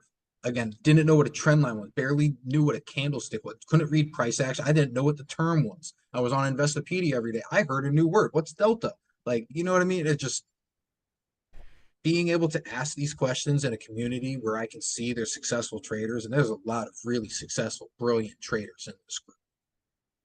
It just getting engaged, asking questions, being involved in the questions, being involved in the conversations, that's going to make you successful faster than anything else. There's nothing we can do. There's nothing we can show you, the strategy or whatever. There's no magic key or magic light switch. It's you being engaged, because we don't know where you are on your journey. We can help you wherever you're at, but we need you to engage. And look at, there's been time, like, listen, Josh has talked about it. And John, Stir, so have you. Trade didn't play out the way I thought. I took a small loss. I took a paper cut. Okay, here's what happened. Here's what my thinking was, and it just didn't work out. Make sure you have your stops in place. Make sure there's no data coming out, all those different things. And then coming back and asking questions. Well, Josh, why didn't this work? What happened? Mm-hmm. And I'll be honest, I truly believe that if you're able to talk through it with anybody in this group, that will significantly improve your mindset, because you will become more confident as People are telling their story. You're telling your story. You're showing that, hey, where I'm successful and where I'm coming up short. Because let's face it, I can come in here and just say, hey, I hit this trade. Or Josh can do the same thing. Every trade I did was a winning trade. Well, no, it's not. It just doesn't work out that way. And I always like to use sports. In baseball, each team will lose a minimum of 50 games. Going to happen. They are going to lose 50 games because there's 162 games. And that's what typically will happen in a given season. Every team will lose at least 50 games. But you come into here knowing you are going to lose. But the managers are preparing everybody to win, to be successful, to put them in the best position possible to succeed. Is every game going to be a success? No. Is every trade going to be a success? No. But how do we improve off of the losses? Got to review your trades. You got to log them. Like every trade I took for a good year or two, I sat down at the end of the market after hours, ran back TOS's on-demand feature, wrote down my entry, wrote down my exit, and then tried to take a new approach. And I would watch the thing play out again, and I'd be like, that's what I saw before. That didn't work out. Where's my better opportunity? Candle by candle, I would see you play out. Okay, there's a good opportunity. And I would just try and retake whatever trade I saw and retake that opportunity again and see if I couldn't do it better. You learn a lot from reviewing your trades. You learn a lot from reviewing your mistakes and logging them, and looking back and going, okay, this didn't work anytime I ever tried it. Let me remove the VWAP. Let me remove these trend lines. Let me, whatever it is that's not working, or this worked every time I did it. Wow, I'm really good at using fibs. Let me just start with fib. And that's how you start to build your edge. But as you guess and check and take these trades in a fake money account to establish consistency, that's where your edge comes from. This worked, I like this. This didn't work, I don't like this. Don't talk to me about fair value gaps. It makes my head hurt. Whatever it is or isn't, that's how you're going to build and develop your edge. But again, it's screen time, getting engaged and asking questions. Like there's nothing else that would move this along faster unless you found us at the day one of our trading career, to be honest, Josh. And I've given you crap about that a lot, that you didn't find me sooner. You know, Yeah, I know, right? That I wouldn't have had as many bad habits to break. I would have had a proper mentality with found that I would have been an Anthony. Come in 3 weeks, I'm profitable, consistent, you know, it's 90 days later, he's left, come back, and he's making more money than me and Corey and you combined, you know, like routinely. He did like 6K effortlessly. the other day or some shit. Yeah. Yeah, like while he's working a full-time job, and I think he's got 3 kids as well. You know, I mean, he's got a handful, man. He owns the business. That too. Like, I mean, it's phenomenal. And he came in with no experience, no knowledge, no nothing. Learned a methodology and a set of skills and discipline to adhere to. Found a system that works more times than it loses, and that's all he does. He comes in, he makes his money. He's got like 3 funded accounts now. Like, keep it simple. But unless, you know, you're trying to like build a time machine, I don't know how you could have helped me earlier. Because I built bad habits before getting in front of you a little bit sooner. So the biggest thing is just reach. If I had larger reach, I probably would have fell in front of you a little bit sooner. But you know, everything happens at the right time for the right reasons. Amen. I was just going to say that everything happens for a reason at the time it does. Yep. Because you and Stir, you may not have been ready back then. You may have thought you were ready, but look where you are now. You may not. I know I wasn't ready. Yeah, and I've experienced that throughout my life in terms of I look back on like, holy crap! If that happened when I wanted it to happen, it wouldn't have worked. It would have been a blow up. I'm dealing with the same thing right now with the software that I'm trying to launch. It's like I want to launch it. We're ready. I'm freaking eager, and I want to do it, but maybe it's just not the right time. But it'll happen. I just can't control that. I just got to keep working towards it. But same concept. Maybe I'm just not ready to launch that to the marketplace. I don't know why, but it's happened for a reason. So we'll see what the reason is. 100%. Just keep working towards it. That's all you can really do. Just keep working towards it.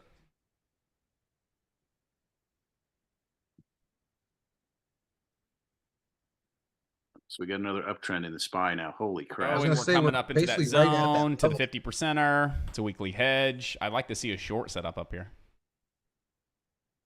Or just hit it one time and then flush. That's okay. Yeah, haven't seen that happen before. No, never. Get your butt up to that 545 SPY. I like the risk reward too on this. What was the hedge pressure? Huh? ES hedge pressure was 5536. We're gonna call that 25. It's supposed to be 25, 50. Yeah, SPY is a 545 weekly hedge. Well, I'm on ES, Oh, okay, I got you. so pulling up that little thing. And I like all that buying that has led into it over the last like 10, 15 minutes. Oh yeah, I do as well. I just want to see price really validate the trade. Just how are we going to react and move up here? I'd like to see it come up to weekly hedge, push through it, and then get rejected, like wick through it. That'd be ideal. That's basically what I did with my orders on ES just now. Wait for it to come up a little higher, but I'm not expecting a tap, tap, tap. Honestly, I'm expecting a just wick through, rejection, drop. Yep. Same. That's a little bit of a riskier trade because you're not waiting for proper price development, but that's okay. These are still tradable. I'd put stops above that zone if it were me.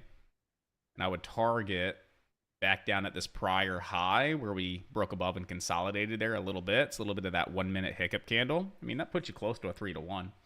If your entry's right at weekly hedge, I'd like to see it wick through and get some entries a couple cents above. My first entry was right at weekly hedge on ES. That's what just filled. Because I wanted some skin in the game just in case. And then I got second entry a little bit higher up.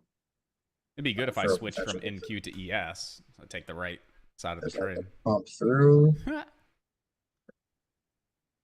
See that little pump through weekly hedge. Quick trying to scare people out crap. Yep, I took it short through that. It just barely didn't fill my second order, unfortunately. I filled my first one. But I got the yeah, one. I've got one in right now. The second Stops one over that rejection high. Yeah. Well, that was where my second entry was literally a pip away from that, so I got to cancel that one. I love when that happens. You build a plan. You're like, all right, I got to run about 20 cents of risk, getting about 70 cents of reward. Pushes up, you get a fill, it rejects, and you realize, I can actually bring my stop over that rejection high. That makes sense. And then you carry 4 cents of risk on the trade. Those are the best ones.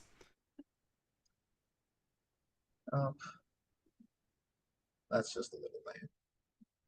But you don't have to bring your stop over that rejection high. I just prefer when I see that push and I see that pop and I see that rejection, I don't want to see it go back above that rejection high. So personally, that's where I got. I like to bring stops, a couple cents above it. But if you want to keep your stops where they were, just not to get that premature clip.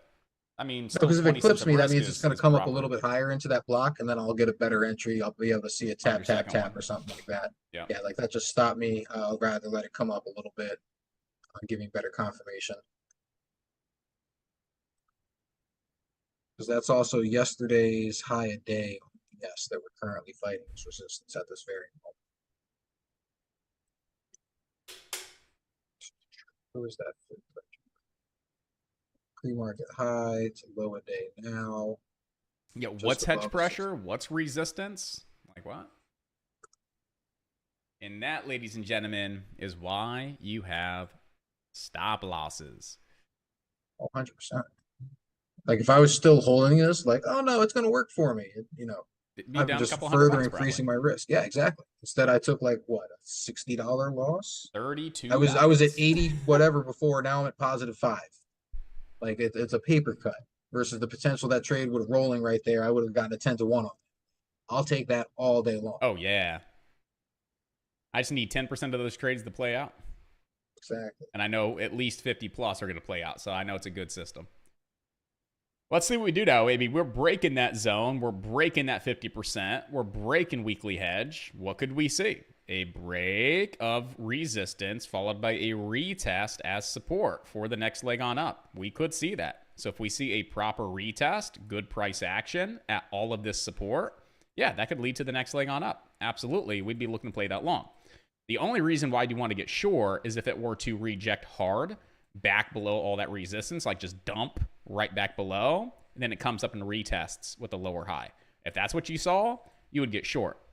But if you see a slow, gradual pullback, it's most likely going to be that break and retest that leads to a little bit more upside here. But if you just see it go boop, straight down below all that resistance, right, it's most likely going to roll on over and set up short. But right now we're just kind of looking at how we pull back. Is it a nice, healthy pullback into all of this support? If so, we look for a long. So let's do this as well. Let's grab a fib retracement from the swing low up to the swing high. So tracement from swing low up to swing high. So the 38.2 retracement puts you at the lower end of that daily zone, puts you at that daily 50%. The other thing I want to look at too is you got that little 1 minute hiccup candle zone sitting right there. So you got some intraday support, you got that 38.2 fib retracement, you got the lower part of that daily zone, and you have that daily 50% retracement. There's a lot of support right there around that 544.83 to 545 region. And so far, you know, we're not seeing a strong rejection back below. So assuming we have a slow, gradual pullback into that region, and as long as price reacts well, there's a long opportunity in front of us. So let's see what we do as we come on down. Huh? So Corey, you going to lunch? You already at lunch? Oh, Was that big spike because you went to lunch? if he just went to lunch after the spike, get ready to short for sure. That's my indication. When Corey goes to lunch, typically the market tanks. Like 2 minutes after he steps out of the office, there's a massive move almost every time. Almost every time. I'm just waiting for confirmation. Yep. For something to do something. But I'm also hungry. I'm hungry. I'm hungry. Somebody talking about my lunch. Yeah, Oh, what it's did Corey. what'd you do? What did I do? Ironically enough, I went out for a small walk with my dog at 11:40. Aw. 40. So yeah, do the math. Yeah. Next time you gotta let us know, man. Gotta let us know. Like I hate this clockwork. game sometimes. That was the perfect entry. Yeah, exactly. Like Corey's a literally. whole indicator. It's a shame he can't use it for himself, like buy and then run out of the office. I need to. I really should. Guy, this is Yeah. Don. Is this session being recorded and you can replay back? Corey can Oh, replay back. absolutely. Yep. 100%, man. Corey, they're So, talking about behind your back. within 24 hours, they're uploaded. Yeah, within Yeah, 24 I'll- hours. So I'm this used to it by stream's, now. Yeah, being recorded, and then when it's uploaded tomorrow morning, it'll be uploaded under the coaching session recap playlist. And That's so you not go why back he and rewatch wanted it. to know, Josh. He wanted to know so he could tell Corey to rewatch what we said about it. Oh, okay. It's my bad. I heard But yes, half of that. I was like, yeah, otherwise- of course. At least somebody's got my back. Otherwise, yes, you can rewatch the streams to gather the information, hear good conversations like we had. We're going to need to create a full port alert. So when Corey gets out of his chair, we get that alert that says full port. I need to like tie a string to the bottom of my chair, like a pressure switch or something, and have Yeah. it connect to my mouse. That's the software you need to create, Josh. I know, Hot right? button. That along with the heart monitor thing. Yeah, I was going to say the heart monitor. That's a good one. Yeah, slap a heart monitor to your chest, and whenever it hits a certain threshold, it automatically closes out your positions for you. If Corey wears the heart monitor, then you know when he's walking outside, his Yeah, heart there rate you goes up. He must be out of the chair. Scalp is a follow. Well, it's 12 o'clock. It's been a day, guys. Couple good trades. Small stop out on that SPY short. So we had 3 winners, 1 losers. Still walking away nice and profitable. That last trade was actually like a $60 loss. I thought it was 35. It was like 60. So me and Stir lost the same. No, I'm doing good. Don't you lump me in with you? No, caught I that don't short know what's just going now. on. I have no idea, but I went from 257 on my second account. I took this on one of my other accounts. It's down I to like just pulled my stop 191. down So I just mean, a little I bit. gave back like $60, but still closing a pretty decent day Waiting for here. this trade to, because I went down to $5. There we go. Now I'm up at 67.50. That's probably gonna follow through some more, but I want it to be above $5. Now I really want to. Yeah, because I was up 80 whatever, dropped down to $5. Now I'm at 67.50. Obviously today I'm not dialed in. The trades that I'm entering are not like flushing out like they normally do. So I'm calling it quits. I'm gonna take my small little break even day and go home. Well, home, but I don't eat. You got to Good job. eat, and I feel like I got to sleep, man. I haven't been sleeping good past month. Well, you better get some sleep in before the baby Well, I mean, I'm comes. sleep. That's the thing. I'm sleeping, dude. It's just like I wake up and I feel like I didn't sleep at all. It's very weird. Oh, when's the last time you had a new mattress? We got a new mattress like beginning of the year. It's not that. I got readjusted to it. It's only been the last 30 days. I wake up and I'm like, dude, I feel like I just didn't sleep. It kind of feels like, you know, when you get too much sleep, you wake up, you feel worse. It feels Yeah. like that. It's like I didn't get enough sleep or got too much sleep, but my sleep schedule is the same. It hasn't changed. And I'm just like, it's very odd. But I can't sleep. Has anything else changed? Like, is there a nightlight on that wasn't on before? No, You know what I mean? Nothing's changed. No, we don't do TV in the bedroom, so it's not like we put a TV in there. It's like, no, it's the same. You know, 10, Sugar 10:30 intake rolls before bed? around, we shut down, we go upstairs, sometimes read a book, listen to an audiobook, something, and I fall asleep. Wake Sugar up at the intake? same time and just, oof. What's up? Candy, sugar, caffeine? Energy drinks? No, Yeah, no, I mean, before bed? nothing's changed. I don't eat after 8 o'clock. I eliminate my phone after 8. I try to eliminate how much screen time I get after 8 o'clock. But yeah, nothing's changed. It's just, yeah, the sleep's been really bad lately. Biggest change is you're getting close to your wife's due date. It could be in your mind. You're not getting to your REM sleep like you need to. Yeah, it could be. Yeah, that's very possible. Her yeah. stress. Her stress could be affecting you. We're like little radios. That's probably Subconscious. it. Subconscious, and it's just not allowing you to get into that deep sleep. That's very true. Yeah, it's definitely on the back of my mind 24/7. Of course it is. Has to be. I'm excited. I'm excited but nervous. I'm excited because I don't know the gender, and that excites me. It'll be an awesome surprise. But I'm also nervous to have a third daughter. So You're gonna wind up with twins. Oh, the testosterone percentages could drop again. again, it's already pretty low. I mean, I can't I know. afford another dip. They're stealing ratio all my of getting- estrogen too, man. That's what they're doing. They're stealing my estrogen, which is pulling my test down. Oh boy. Because that's actually what they said. They're like, yeah, you just have low estrogen. I'm like, what are you talking about? They're like, yeah, your estrogen levels are low, which is pulling down your testosterone levels. I'm like, oh, it's probably because all the females in the house that need all the extra estrogen, they take it from me. It's the ratio. It's all messed up. Yeah. Steve, what's up, dude? I actually meant to ask you a question. I was meaning to reach out to you. Did we start the pool on when Alfina or Alpha Junior arrives? We have not. No. So you're saying July 3rd between 12 and 6. I can dig it. All right. So we got Steve M's vote. I'm going to say,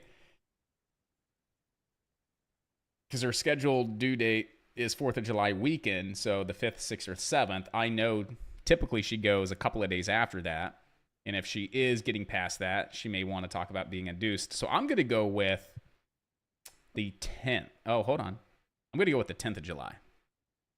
I'm just going to go with the 10th. A few days after the due date, they're going to say, all right, let's get this baby out. She's going to want it out. I'm going to go with a few days after the estimated due date. I'm going to go with the 10th. And I'm going to say... Mine is July 12th. And I'm going to say 8 in the morning. So I got mine, July 10.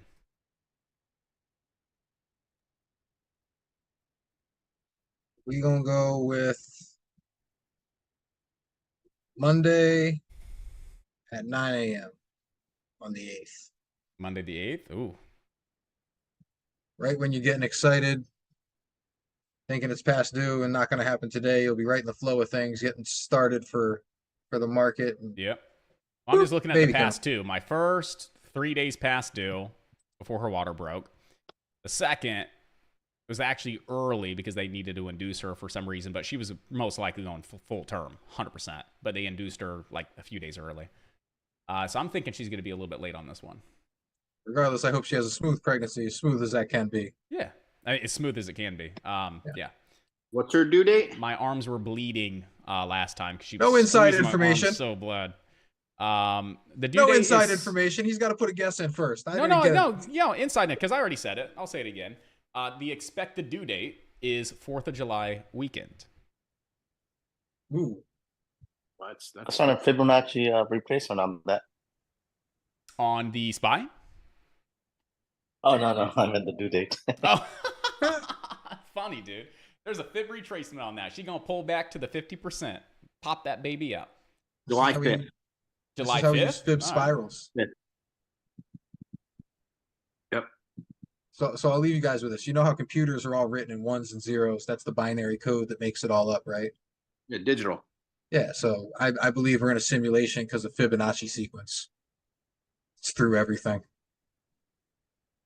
We could do a Fibonacci math somehow to calculate the due date of the baby. Just saying there's a formula for that. It's just creepy. You're not joking. We would need Have the you- data on the first 2 children. Have you, What do Josh, we- have you asked AI? Have I asked AI? I can ask it real quick. Yeah. So when is my Yep. wife going to deliver? Ask Like, ask it what the prize should be, because we got Steve on July 3rd, you on the 10th, me on the 8th, Brian's thrown in for the 2nd. Free year of membership or something? Like what's the prize? Oh man, you're I'm on July 5th. oh, Well, man. this is for members. They're already here, you know? Man, dude, you're giving the house away. I was thinking like a congratulations and a pat on the back, man.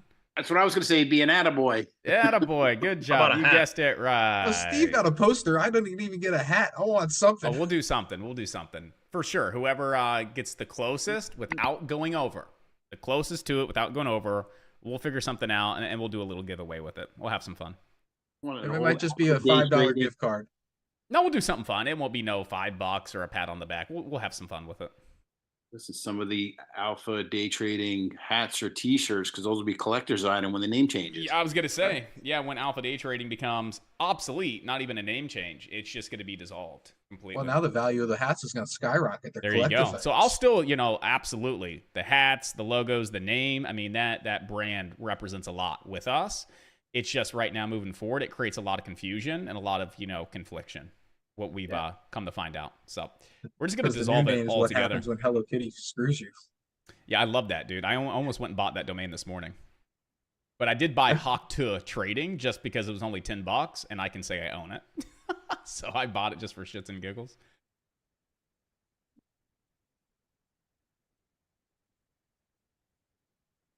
Throwing money away. I'm just like in my head, like I need to keep my mouth shut. I think that lower high rejection right above edge pressure.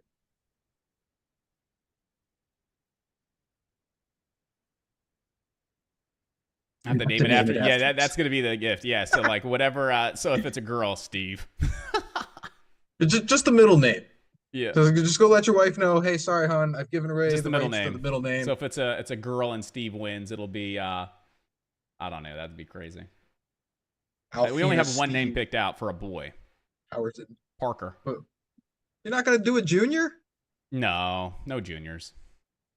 I like Parker for a boy and a girl. She doesn't like it for a girl, but I love it both ways. What about the second? You don't have to call him junior. I don't have to do what? You don't have to call him junior. You just call him the second. The second. And then he has, and then he has the third. Dos. When he has the kid, and the kid goes by Trey, even though his name's Josh, and they start doing that whole thing. Josh Jr. Nah, I wouldn't name my kid Josh. I like then Parker. when your wife's yelling at the kid, you feel like you're getting yelled at too. Yeah, exactly. I hear Sigma is the new alpha. I hear Sigma is the new alpha.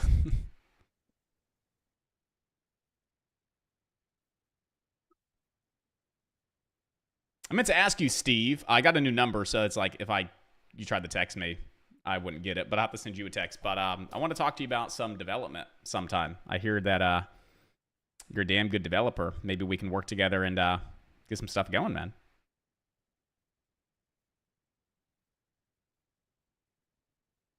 This is Steve and his who have you been talking to? Who you been talking to? Who said that?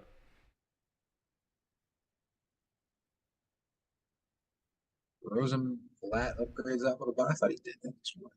Dun, dun, dun, dun, dun, dun, dun, dun, dun, dun, dun, dun. I'll also post this message in the main group that I posted inside of Slack. I'm going to spam the channel real quick with a really long message, but I want to post it here for you guys as well.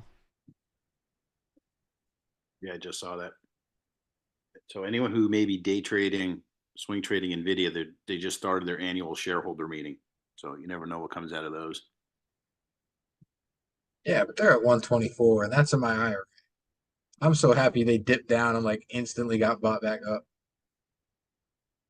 That was a nice little correction. Yeah. I'm not going to get my second order filled down at $95 for them, but No, you'd have to have a pullback in the overall market to probably see something like that. I mean, heck, if they get to 95, the overall market is pulling back. Mm-hmm.